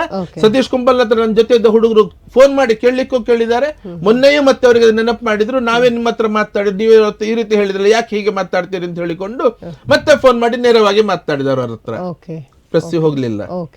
ಅದನ್ನು ಸೋಷಿಯಲ್ ಮೀಡಿಯಾದಲ್ಲಿ ಬಿಡಬೇಕಂತ ಕೇಳಿದ್ರು, ನಾನೇ ಹೇಳಿದ್ದೆ ಬೇಡ, ಏನೇ ಆಗ್ಲಿ ನಮ್ಮ ಸಮಾಜದಿಂದ ಇರುವಂತಹ ವ್ಯಕ್ತಿ ಇವತ್ತೊಂದು ಜವಾಬ್ದಾರಿತ ಸ್ಥಾನದಲ್ಲಿದ್ದಾರೆ, ಮಾಡಬೇಡಿ, ಅವರ ಇದನ್ನು ಅವಹೇಳನ ಮಾಡಬೇಡಿ ಹೇಳಿಕೊಂಡು ಮತ್ತೆ ಹೇಳಿದ ಅದನ್ನು ಹೊರಗಡೆ ಬಿಡುವಂತ ಕೆಲಸ ಮಾಡ್ಲಿಲ್ಲ, ಬೇಡ ಅಂತ ಹೇಳಿ ನಿಲ್ಲಿಸಿದೆ. ಇವತ್ತೀಗ ಬಂದಿರುವಂತದ್ದು ಮೊದಲನೇದಾಗಿ ಮೊನ್ನೊಂದ್ಸರಿ ಯಾವ್ದೋ ಸೋಷಿಯಲ್ ಮೀಡಿಯಾದಲ್ಲಿ ಬಂತು, JDU ಪಾರ್ಟಿಯಿಂದ ಯಾರೊಬ್ರು ನಿಂತಿದ್ದಾರೆ ಅನ್ನುವಂತಹ ಮಾತುಗಳು ಬಂತು ಅನ್ನುವಂತ ಕೇಳಿದೆ. ಇವತ್ತು ತಾವು ಹೇಳ್ತಾ ಇದ್ದೀರಿ ಪಕ್ಷೇತರರಾಗಿ ಒಬ್ರು ಸುಪ್ರೀತ ಪೂಜಾರಿ ಕಟೀಲ್ ಅಂತ ಹೇಳಿಕೊಂಡು ಒಬ್ರು ಸ್ಪರ್ಧೆ ಮಾಡ್ತಾ ಇದ್ದಾರೆ ಅಂತ ಹೇಳಿಕೊಂಡು. ಇವತ್ತಿನ ತನಕ ನನ್ನನ್ನು ಅವರು ಇದು ನಂಗೂ ಗೊತ್ತಿರಲಿಲ್ಲ ಅಂತ ನಿಂತಿದ್ದಾರೆ ಅಂತ ಹೇಳಿ ಮಾಧ್ಯಮದಲ್ಲಿ ಕೂಡ ನಾನು ಸರಿಯಾಗಿ ಅದನ್ನು ಗಮನಿಸಲಿಲ್ಲ. ಕಳೆದ ಕೆಲವು ದಿವಸ ಸರಿಯಾಗಿ ಪತ್ರಿಕೆಯನ್ನು ಕೂಡ ನೋಡ್ಲಿಕ್ಕೆ ಆಗ್ತಾ ಇಲ್ಲ, ಟಿವಿ ಇದರಲ್ಲೂ ಸುದ್ದಿಗಳನ್ನು ಕೂಡ ಸರಿ ನೋಡ್ಲಿಕ್ಕೆ ಆಗ್ತಾ ಇಲ್ಲ. ಒಂದು ಹೇಳುವಂಥದ್ದು, ಇಬ್ಬರೊಬ್ಬರು ಇದ್ದಾಗ ಯಾರಿಗೆ ಗೆಲ್ಲಲಿಕ್ಕೆ ಹೆಚ್ಚಿನ ಅವಕಾಶ ಇದೆ ಅವರ ಪರವಾಗಿ ನಾವು ಕೆಲಸ ಮಾಡಬೇಕು. ಸಮಾಜ ಗೆಲ್ಲಬೇಕಾಗಿರೋದು ನಂಗೆ ವ್ಯಕ್ತಿ ಅಲ್ಲ, ಸಮಾಜ ಇವತ್ತು ಗೆಲ್ಲಬೇಕು. ಹಾಗಾಗಿ ನಾನು ಸುಪ್ರೀತ್ರಲ್ಲೂ ವಿನಂತಿಯನ್ನು ಮಾಡ್ತಾ ಇದ್ದೇನೆ. ನಾನು ಸಮಾಜದಲ್ಲಿ ಒಬ್ರು ನಿಂತವರಿಗೆ ಗೆಲ್ಲಿಕ್ಕೊಂದು ಅವಕಾಶ ಇರುವಾಗ ದಯವಿಟ್ಟು ತಾವು ಸಮಾಜದ ಮತವನ್ನು ಉಡಿಲಿಕ್ಕೆ ಅವಕಾಶ ಮಾಡಬೇಡಿ, ಹಿಂದೆ ತಗೊಳ್ಳಿತ್ತ ನಾನು ಸಮಾಜದ ಒಂದು ಸಂಘಟನೆಯ ರಾಜ್ಯ ಅಧ್ಯಕ್ಷ ನೆಲೆಯಲ್ಲಿ ಅವರಲ್ಲೂ ವಿನಂತಿಯನ್ನು ಮಾಡ್ತೇನೆ. ನಾನು ದಯವಿಟ್ಟು ಒಬ್ಬರಿಗೆ ಅವಕಾಶ ಮಾಡಿಕೊಡಿ. ಎಲ್ರಿಗೂ ಗೊತ್ತಿದೆ ರಾಷ್ಟ್ರೀಯ ಪಕ್ಷಗಳೇ ಅದರದ್ದೇ ಆದಂತಹ ಮತ ಬ್ಯಾಂಕ್ಗಳು ಎಲ್ಲಾ ರಾಷ್ಟ್ರೀಯ ಪಕ್ಷಗಳಿಗೆ ಇರ್ತದೆ. ನಾವು ಪಕ್ಷೇತರನಾಗಿ ಹಾಗೆ ಸತ್ಯಜಿತ್ತು ಪಕ್ಷೇತರ ನಿಲ್ಬಹುದಾಗಿತ್ತು. ಅದೇ ಕಾರಣಕ್ಕೆ ಸಮಾಜದ ಮತ ವಿಭಜನೆ ಆಗಬಾರ್ದು ಅನ್ನೋ ಕಾರಣಕ್ಕೋಸ್ಕರವೇ ಸತ್ಯಜಿತ್ ಸುರತ್ಕಲ್ ಇವತ್ತು ಚುನಾವಣಾ ಕಣದಲ್ಲಿ ಪಕ್ಷೇತರನಾಗಿ ನಿಂತಿಲ್ಲ, ಇಳಿಲಿಲ್ಲ. ಸಮಾಜ ಮತಗಳು ಉಡಿಬಾರ್ದು ಅನ್ನೋ ಕಾರಣಕ್ಕೋಸ್ಕರ. ಹಾಗೆ ನಾನು ವಿನಂತಿಯನ್ನು ಮಾಡ್ತೀನಿ ಅವರಿಗೆ, ದಯವಿಟ್ಟು ಇದನ್ನು ವಾಪಸ್ ತೆಗೀರಿ, ಸಮಾಜಕ್ಕೆ ಶಕ್ತಿಯನ್ನು ತುಂಬಿಸಿ. ಇಲ್ಲ ಸ್ಪರ್ಧೆ ಮಾಡ್ಲೇಬೇಕು, ಸ್ಪರ್ಧೆ ಮಾಡಿ, ನಮ್ದು ಯಾರ್ದು ವಿರೋಧ ಇಲ್ಲ. ಆದ್ರೆ ನಾವು ಒಬ್ಬರಿಗೆ ಮಾತ್ರ ಬೆಂಬಲ ಮಾಡಬಹುದು, ನಾವು ಒಂದೇ ಕ್ಷೇತ್ರದಲ್ಲಿ ಇಬ್ಬರಿಗೆ ಓಟ್ ಹಾಕಿ ಅಂತ ಕೇಳಲಿಕ್ಕೆ ಸಾಧ್ಯವೇ ಇಲ್ಲ. ಹಾಗಾಗಿ ಯಾರಿಗೆ ಗೆಲ್ಲುವ ಅವಕಾಶ ಹೆಚ್ಚಿದೆ ಅವರಿಗೆ ಅವರಿಗೆ ಸಪೋರ್ಟ್ ಮಾಡ್ತೀವಿ ಅಂತ ಹೇಳಿ. ಓಕೆ, ಈಗ ಇತ್ತೀಚೆಗೆ ಒಂದು ಸಂದರ್ಶನದಲ್ಲಿ ನಿಮ್ಮ ಒಂದು ಬೇಂದ್ರೆಯವರ ಒಂದು ಸಾಲನ್ನು ನಾನು ಕೇಳಿದೆ. ಕುರುಡು ಕಾಂಚನ ಕುಣಿಯುತ್ತಲಿತ್ತು, ಕಾಲಿಗೆ ಬಿದ್ದವರ ತುಳಿಯುತ್ತಲಿತ್ತು. ನೀವು ಬೇಂದ್ರೆ ಅಭಿಮಾನಿಗಳ ಅಥವಾ ಯಾರಿಗಾಗಿ ಆ ಒಂದು ಲೈನ್ ಅನ್ನ ತಾವು ಹೇಳಿದ್ರಿ ಆ ಸಂದರ್ಶನದಲ್ಲಿ? ಅಭಿಮಾನಿಗಳು ಅಂತ ಹೇಳಿ ಅಲ್ಲ, ಒಂದೊಂದ್ಸರಿ ಕೆಲವೊಂದು ಹಾಡುಗಳಲ್ಲಿ, ಕೆಲವೊಂದು ಜಾನಪದ ಗೀತೆಗಳಲ್ಲಿ ಇಷ್ಟು ಅರ್ಥ ಇರುತ್ತದೆ. ನಿಸಾರ್ ಅಹಮದ್ರ ಕುರಿಗಳು ಸಾರು ಕುರಿಗಳು ಕೂಡ ಯಾವತ್ತೂ ನನ್ನ ಮನಸ್ಸಲ್ಲಿ ಬರ್ತಾ ಇರ್ತದೆ. ಅದು ಇದು ಬೇಂದ್ರೆ ಅವರ ಕವನ ಅಂತ ಹೇಳಿ ಗೊತ್ತಿರಲಿಲ್ಲ ನಂಗೆ. ಕುರುಡು ಕಾಂಚನ ಕುಣಿಯುತ್ತಲಿತ್ತು. ಅಲ್ಲಿ ನಮಗೆ ಈಗ ಕ್ವಶನ್ ಮಾರ್ಕ್ ಇರುವಂತದ್ದು, ಕುರುಡು ಕಾಂಚನ ಏನು, ಕುಣಿಯುತ್ತಲಿದ್ದು, ಕಾಲಿಗೆ ಬಿದ್ದೋರ ತುಳಿಯುತ್ತಲಿದ್ದು. ಈ ಒಂದು ಅರ್ಥವನ್ನ ತಾವು ಯಾರಿಗೆ ಅದನ್ನ ಹೇಳಿದ್ರಿ? ಏನು ವಿಚಾರ, ಯಾಕಾಗಿ ಹೇಳಿದ್ರಿ? ಒಂದು ಸ್ವಲ್ಪ ಸಮಯದ ಹಿಂದೆ, 2-3 ವರ್ಷದ ಹಿಂದೆ ಹಿಂದುತ್ವದ ಹೋರಾಟದ ಇದು ಅಂತ ಹೇಳಿ ಅವನಿಗೂ ಪಟ್ಟವನ್ನು ಕಟ್ತಾರೆ. ಬಸವನಗೌಡ ಪಾಟೀಲ್ ಯತ್ನಾಳ್ ಅವರದ್ದು ಹೇಳಿಕೆಗಳು ಬಂದಿತ್ತು. ಮುಖ್ಯಮಂತ್ರಿ ಹುದ್ದೆ ಮಾರಾಟಕ್ಕಿದೆ, ಮಂತ್ರಿ ಸ್ಥಾನ ಮಾರಾಟಕ್ಕಿದೆ, ಇದಕ್ಕೆ ಇಷ್ಟಿಷ್ಟು ಕೋಟಿ ಅಂತ ಹೇಳಿಕೊಂಡು ಅವರು ನೇರವಾಗಿ ಒಬ್ಬ ಶಾಸಕರ ನೆಲೆಯಲ್ಲಿ ಬಿಜೆಪಿ ಅಧಿಕಾರದಲ್ಲಿ ಇರುವಾಗಲೇ ಅವರು ಹೇಳಿಕೆಯನ್ನು ಕೊಟ್ಟಿದ್ರು. ಎಲ್ಲವೂ ಇಲ್ಲಿ ಹಣದ ಆಧಾರದ ಮೇಲೆ ನಡೀತಾ ಇದೆ, ಹಣದ ಮೂಲಕವೇ ನಡೀತಾ ಇದೆ, ಹಣ ಇದ್ದವರಿಗೆ ಮಾತ್ರ ಬೆಲೆ ಅಂತ ಹೇಳಿಕೊಂಡು. ಇಲ್ಲಿನ ಒಂದಷ್ಟು ಪರಿಸ್ಥಿತಿಗಳನ್ನು, ಒಂದಷ್ಟು ವ್ಯವಸ್ಥೆಗಳನ್ನು ಗಮನಿಸಿದಾಗ ನಂಗೂ ಅದು ಯಾಕೋ ನೆನಪು ಬಂತು. ಯಾರೆಲ್ಲ ಅದಕ್ಕೆ ಅಂತ ಹೇಳಿ ಬೀಳ್ತಾ ಇದ್ದಾರೆ ಅವರನ್ನೇ ಇವತ್ತು ಭ್ರಷ್ಟರನ್ನಾಗಿ ಮಾಡ್ತಾ ಇದೆ ಅದು. ಒಟ್ಟು ವ್ಯವಸ್ಥೆಯಲ್ಲಿ ಕುರುಡು ಕಾಂಚನ ಕುಣಿಯುತ್ತಲಿತ್ತು, ಕಾಲಿಗೆ ಬಿದ್ದವರು ತುಳಿಯುತ್ತಲಿತ್ತು ಅಂತ ಹೇಳಿಕೊಂಡು ನೋಡುವಾಗ ನಮ್ಗೆ ಗೊತ್ತಾಗೋದಿಲ್ಲ. ಬೇಕಾದಷ್ಟು ದುಡ್ಡು ಮಾಡಿದ್ದಾರೆ, ಎಲ್ಲ ವ್ಯವಸ್ಥೆಯಲ್ಲಿ ಇದ್ದಾರೆ ಎಲ್ಲವೂ. ಆದ್ರೆ ಒಟ್ಟು ವ್ಯವಸ್ಥೆಯನ್ನು ಹಣ ಅನ್ನುವಂಥದ್ದು ಇವತ್ತು, ಹಣ ಮತ್ತು ಅಧಿಕಾರ ಅನ್ನುವಂಥದ್ದು ಒಟ್ಟು ವ್ಯವಸ್ಥೆಯನ್ನು ಇವತ್ತು ಹಾಳು ಮಾಡ್ತಾ ಇದೆ. ನೇರವಾಗಿ ಹಣವೇ ಆಟ ಆಡ್ತಾ ಇದೆ. ಎಲ್ಲೋ ಒಂದು ಕಡೆ ಹಣವೇ ಏನೋ ಆಟ ಆಡ್ತಾ ಇದೆಯಾ, ಹಣದ ಮೂಲಕವೇ ಎಲ್ಲವೂ ಆಗ್ತಾ ಇದೆಯಾ. ರಾಜಕೀಯ ಅನ್ನುವಂಥದ್ದು ಪೂರ್ತಿ ಇವತ್ತು ಹೇಳ್ತಾರೆ ಅಲ್ಲಿ ಬಡವನಿಗೆ ಅಲ್ಲಿ ಅವಕಾಶವೇ ಇಲ್ಲ, ಅಲ್ಲಿ ಸಾಮಾನ್ಯರಿಗೆ ಅವಕಾಶವೇ ಇಲ್ಲ.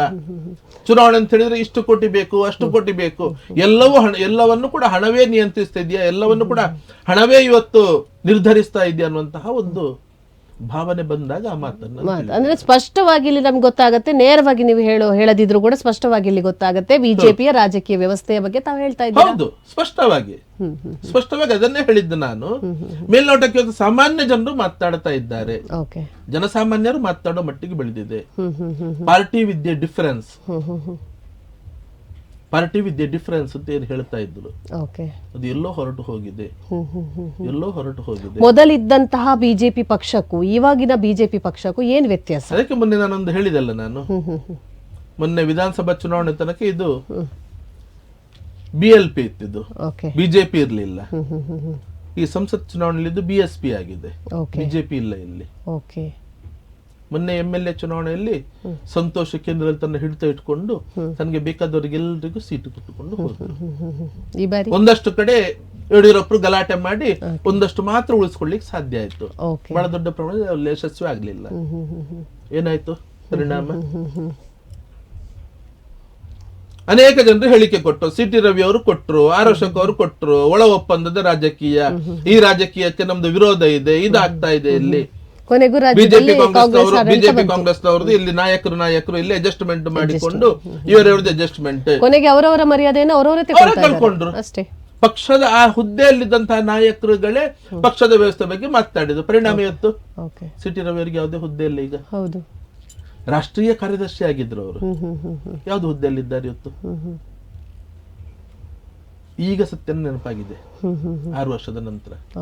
ನಮ್ಮನ್ನ ನೇರ ಹೇಳಿದ್ದೆ, ಅವತ್ತು ನಿಮ್ಗೆ ಸತ್ಯ ನೆನಪಾಗ್ಲಿಲ್ಲ ರವಿ ಅವರೇ ಹೇಳಿ. ಅವರು ಹೇಳಿದ ಸತ್ಯ, ಹಿಂದುತ್ವದ ಇದನ್ನು ನೆಲೆಗಟ್ಟಿನಲ್ಲಿ ಕೆಲಸ ಮಾಡೋರ್ನ ಒಂದೇ ವೇದಿಕೆ ತರಬೇಕು, ಇದು ವ್ಯವಸ್ಥೆ ಸರಿಯಾಗಬೇಕು ಅಂತ ಹೇಳಿದ್ದು. ನನ್ಗೂ ನೀವು ಹೆಚ್ಚು ದುಡುಕ್ಬೇಡ ಸತ್ಯ, ನಿಲ್ಲೋಣ, ನೋಡೋಣ, ನಾವು ಮೋದಿಯವರ ಕಡೆ ನೋಡ್ಕೊಂಡು ನಿಲ್ಲೋಣ. ಆದ್ರೆ ನಾನು ಹೇಳಿದೆ, ನಂದು ಸಮಯ ಕಳೆದು ಹೋಗಿದೆ ರವಿ ಅವರೇ, ನಾನು ಬೇಕಾದಷ್ಟು ಸಮಯ ಕಾದೆ, ನಾನು ಇನ್ನು ಕಾಯ್ಲಿಕ್ಕೆ ಸಾಧ್ಯ ಇಲ್ಲ ಅಂತ ಹೇಳಬೇಕಾಯ್ತು. ನಾನು ಹೇಳಬೇಕಾಯ್ತು.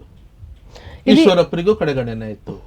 ಆರ್ ಅಶೋಕಿ ಕೂಡ ಇವತ್ತು ಯಾವುದೇ ಒಂದು ವಿರೋಧ ಪಕ್ಷದ ನಾಯಕ ಅನ್ನೋ ಸ್ಥಾನ ಅದು ಕೊಡಬೇಕಿದ್ರು ಕೂಡ ಲಿಂಗಾಯತರಿಗೆ ಅಧ್ಯಕ್ಷ ಕೊಟ್ರೆ ಒಕ್ಕಲಿಗರಿಗೆ ವಿರೋಧ ಪಕ್ಷದ ನಾಯಕ ಕೊಡ್ಬೇಕು ಅನ್ನೋ ನೆಲೆಯಲ್ಲಿ ಆರ್ ಅಶೋಕ್ ಬಂದದ್ದು ಬಿಟ್ರೆ ಬೇರೆ ಯಾವುದೇ ಕಾರಣಕ್ಕಲ್ಲ, ಬೇರೆ ಯಾರಲ್ಲಿ ಇರ್ಲಿಲ್ಲ.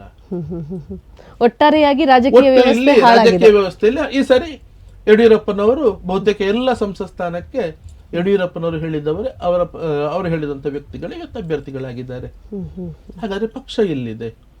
ಪಕ್ಷದ ನೆಲೆಗಟ್ಟಿನಲ್ಲಿ ಪಕ್ಷಕ್ಕೋಸ್ಕರ ಪಕ್ಷದ ಯಾವ್ದು ತತ್ವ ಸಿದ್ಧಾಂತ ಅಂತ ಹೇಳ್ತಾರೆ ಅದಕ್ಕೋಸ್ಕರ ನಿಂತವರು, ಅದಕ್ಕೋಸ್ಕರ ದುಡಿದವರು, ಅದಕ್ಕೋಸ್ಕರ ಹೋರಾಟ ಮಾಡಿದವರು.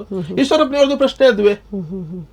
ಯಡಿಯೂರಪ್ಪನವರು ಆಯ್ತು, ನಾವು ಅವ್ರನ್ನ ಹೊತ್ತುಕೊಂಡು ನಾವು ಅವ್ರನ್ನು ಮುಖ್ಯಮಂತ್ರಿ ಮಾಡಿದ್ವಿ, ಇನ್ನು ಮಗನನ್ನು ಮುಖ್ಯಮಂತ್ರಿ ಮಾಡೋದಕ್ಕೋಸ್ಕರ ನಾವು ದುಡಿಬೇಕಾ? ನಾವು ಹಾಗಾದ್ರೆ ಅವರ ಎಲ್ಲಾ ಮಕ್ಕಳಿಗೆ, ಇಬ್ರು ಮಕ್ಕಳಿಗೆ ಒಬ್ಬ ಶಾಸಕ ಆಗ್ತಾನೆ, ಒಬ್ಬ ಸಂಸದ ಆಗ್ತಾನೆ, ರಾಜ್ಯಾಧ್ಯಕ್ಷನೂ ಆಗ್ತಾನೆ, ಎಲ್ಲ ಅವಕಾಶ ಅವರಿಗೆ ಸಿಗ್ತದೆ.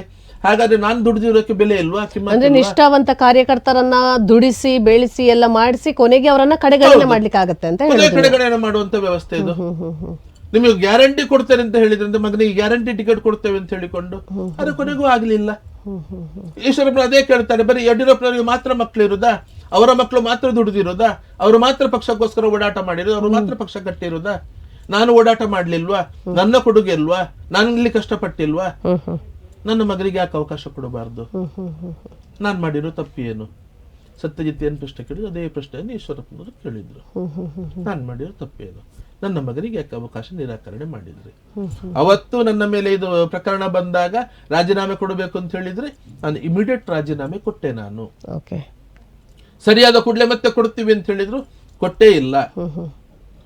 ಚುನಾವಣೆ ಬಂದಾಗ ಹೇಳಿದ್ರು, ನನ್ನ ಕರೆಸಿ ಹೇಳಿದ್ರು, ಬೇರೆಯವರಿಗೆ ಅವಕಾಶ ಮಾಡಿಕೊಡಿ ಅಂತ ಹೇಳಿದ್ರು, ಒಪ್ಪಿಕೊಂಡೆ. ನಾನು ಸ್ವ ಇಚ್ಛೆಯಿಂದ ನಾನು ಚುನಾವಣೆ ಕಳೆದ ಹಿಂದೆ ಸರ್ದೆ. ನನ್ನ ಮಗನಿಗಾದ್ರೆ ಆಮೇಲೆ ಕೊಡ್ಬೋದಾಗಿತ್ತು. ಯಡಿಯೂರಪ್ಪ ಒಬ್ಬ ಮಗ MLA, ಅವನು ರಾಜ್ಯಾಧ್ಯಕ್ಷ ಮಾಡಿಸ್ಕೊಂಡ್ರು, ಇನ್ನೊಬ್ಬಲ್ಲಿ ಸಂಸದ ಆಗಿದ್ದಾನೆ. ಹಾಗಾದ್ರೆ ಅವರಿಗೆ ಮಾತ್ರ ಮಕ್ಕಳಿರುವುದ? ಸ್ವಾಭಾವಿಕ ತಾನೆ. ಪಕ್ಷದ ನಾಯಕರು ಅವರವರ ಮನೆ ಮಕ್ಕಳಿಗೆ ಸ್ಥಾನಮಾನವನ್ನ ಕೊಟ್ಕೊಂಡು ಬರ್ತಾ ಇದ್ದಾರೆ ಅನ್ನುವಂಥದ್ದು ನೀವು ಹೇಳುವಂತ ವಿಚಾರ. ಇಲ್ಲಿ ಇನ್ನೊಂದು ನಾವಿಲ್ಲಿ ನೋಡ್ಬೇಕಾದಂಥದ್ದು ಏನಂತ ಹೇಳಿದ್ರೆ, ಈಗ ನೀವು ಹೇಗೋ ನಿಮ್ಮ ನಿಲುವನ್ನ ಚೇಂಜ್ ಮಾಡಿದ್ದೀರಾ.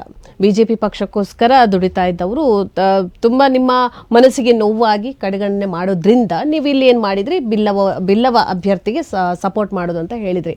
ಸೊ ಇಲ್ಲಿ ತುಂಬಾನೇ BJPಗೆ ಹಿನ್ನಡೆ ಆಗುವಂತ ಸಾಧ್ಯತೆ ಇದೆ. ಈಗ ಮತ್ತೆ ಅದರ ಜೊತೆಗೆ ಸೌಜನ್ಯ ಹೋರಾಟದಲ್ಲಿ ಮುಂಚೂಣಿ ಆಗಿರುವಂತಹ ತಿಮರೋಡಿ ಅವರು ಕೂಡ ಈಗ ನೋಟಾ ಚಳವಳಿಯನ್ನ ಮಾಡ್ತಾ ಇದ್ದಾರೆ.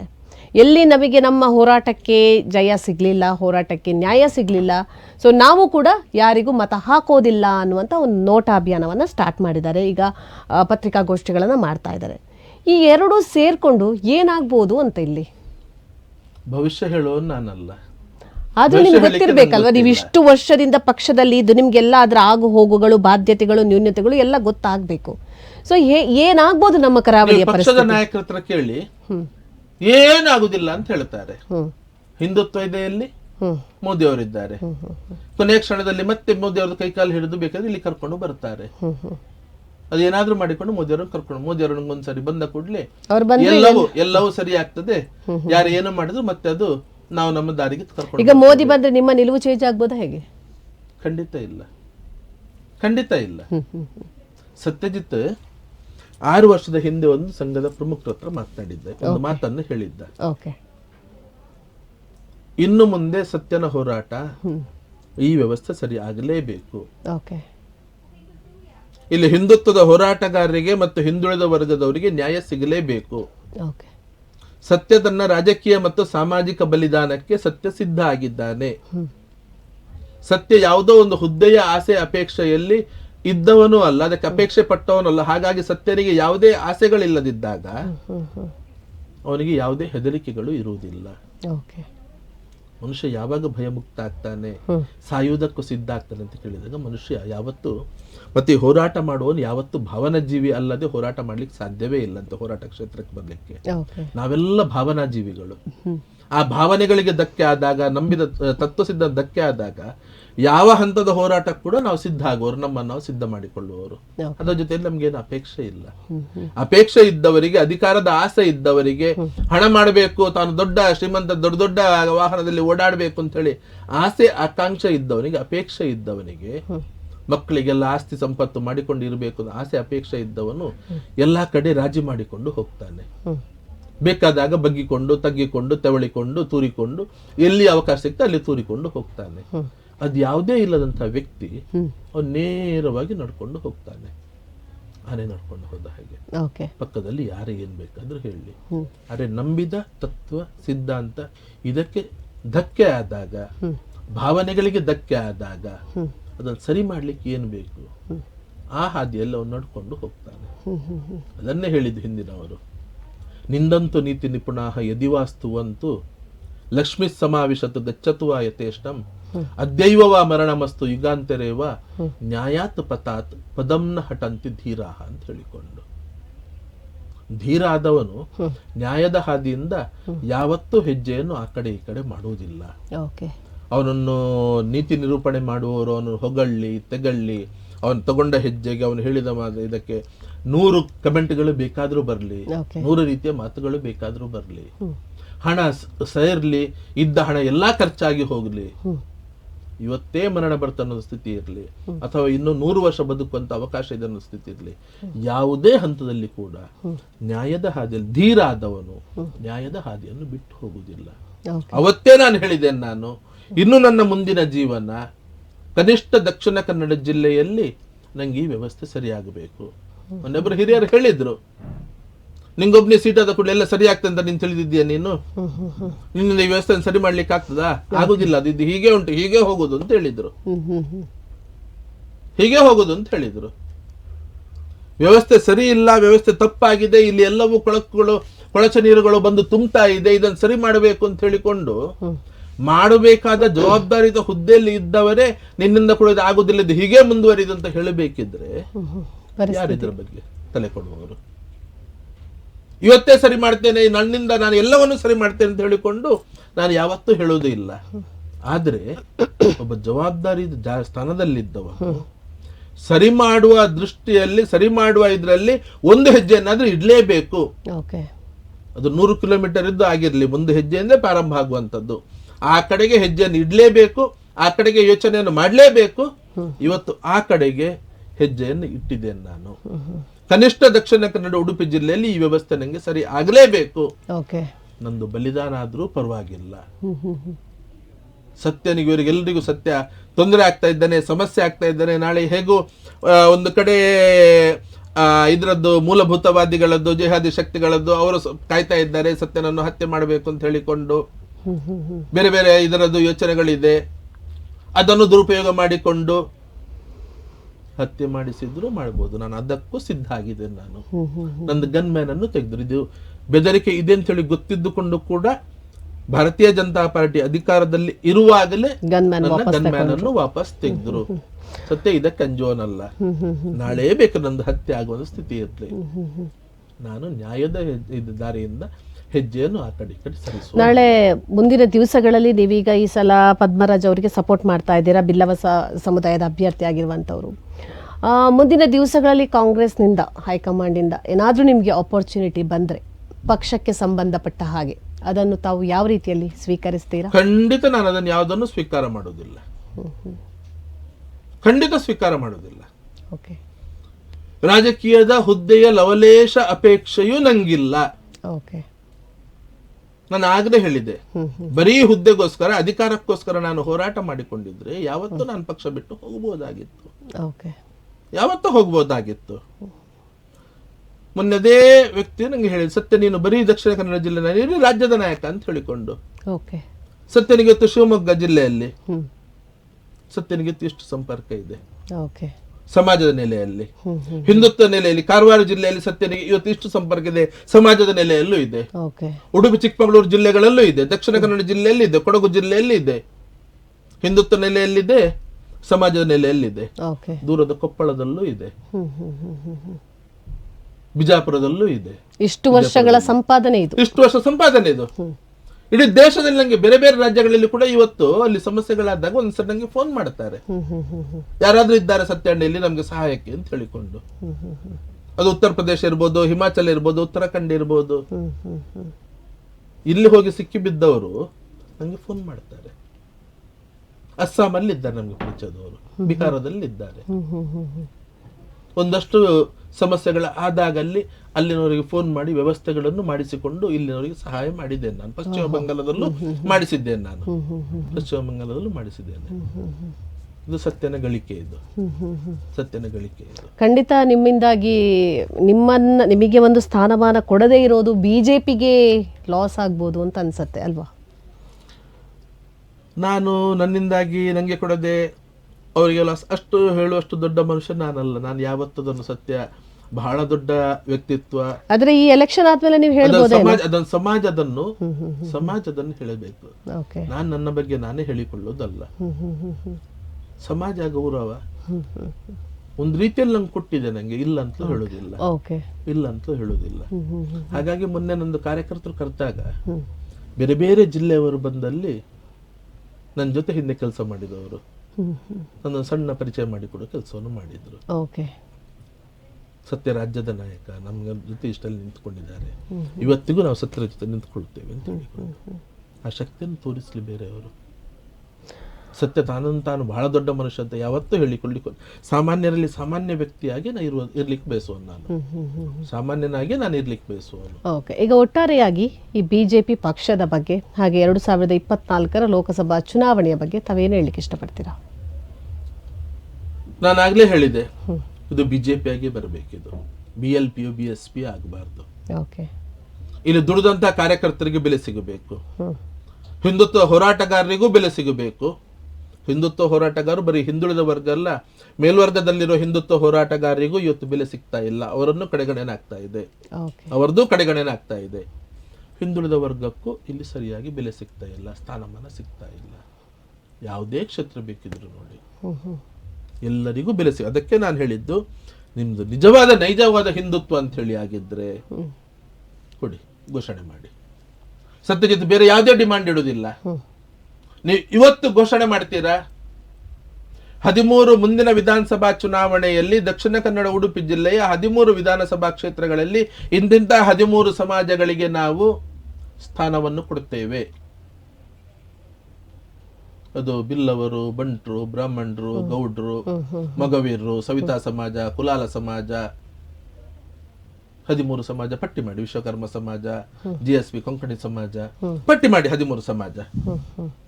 ಈಗೇನು ಪುತ್ತೂರು ಅಂತ ಹೇಳಿದ್ರೆ ಅದು ಒಕ್ಕಲಿಗರಿಗೆ ಕೊಡಬೇಕು, ಅದನ್ನು ತೆಗೆದು ಹಾಕಿ ಯಾವುದೇ ಹಿಂದೂ ಸಮಾಜವರಿಗೆ ಕೊಡಿ, ಯಾವುದೇ ಸಮಾಜವರಿಗೆ ಕೊಡಿ. ಅಲ್ಲಿ ಬಂಟ್ವಾಳ ಅಂತ ಹೇಳಿದ್ರೆ ಬಂಟರಿಗೆ ಕೊಡಬೇಕು, ಮಂಗಳೂರು ದಕ್ಷಿಣಕ್ಕೆ ಬಂದಾಗ ಅದು GSP ಸಮಾಜಕ್ಕೆ ಕೊಡಬೇಕು, ತೆಗೆದಾಕಿ ಅದನ್ನು.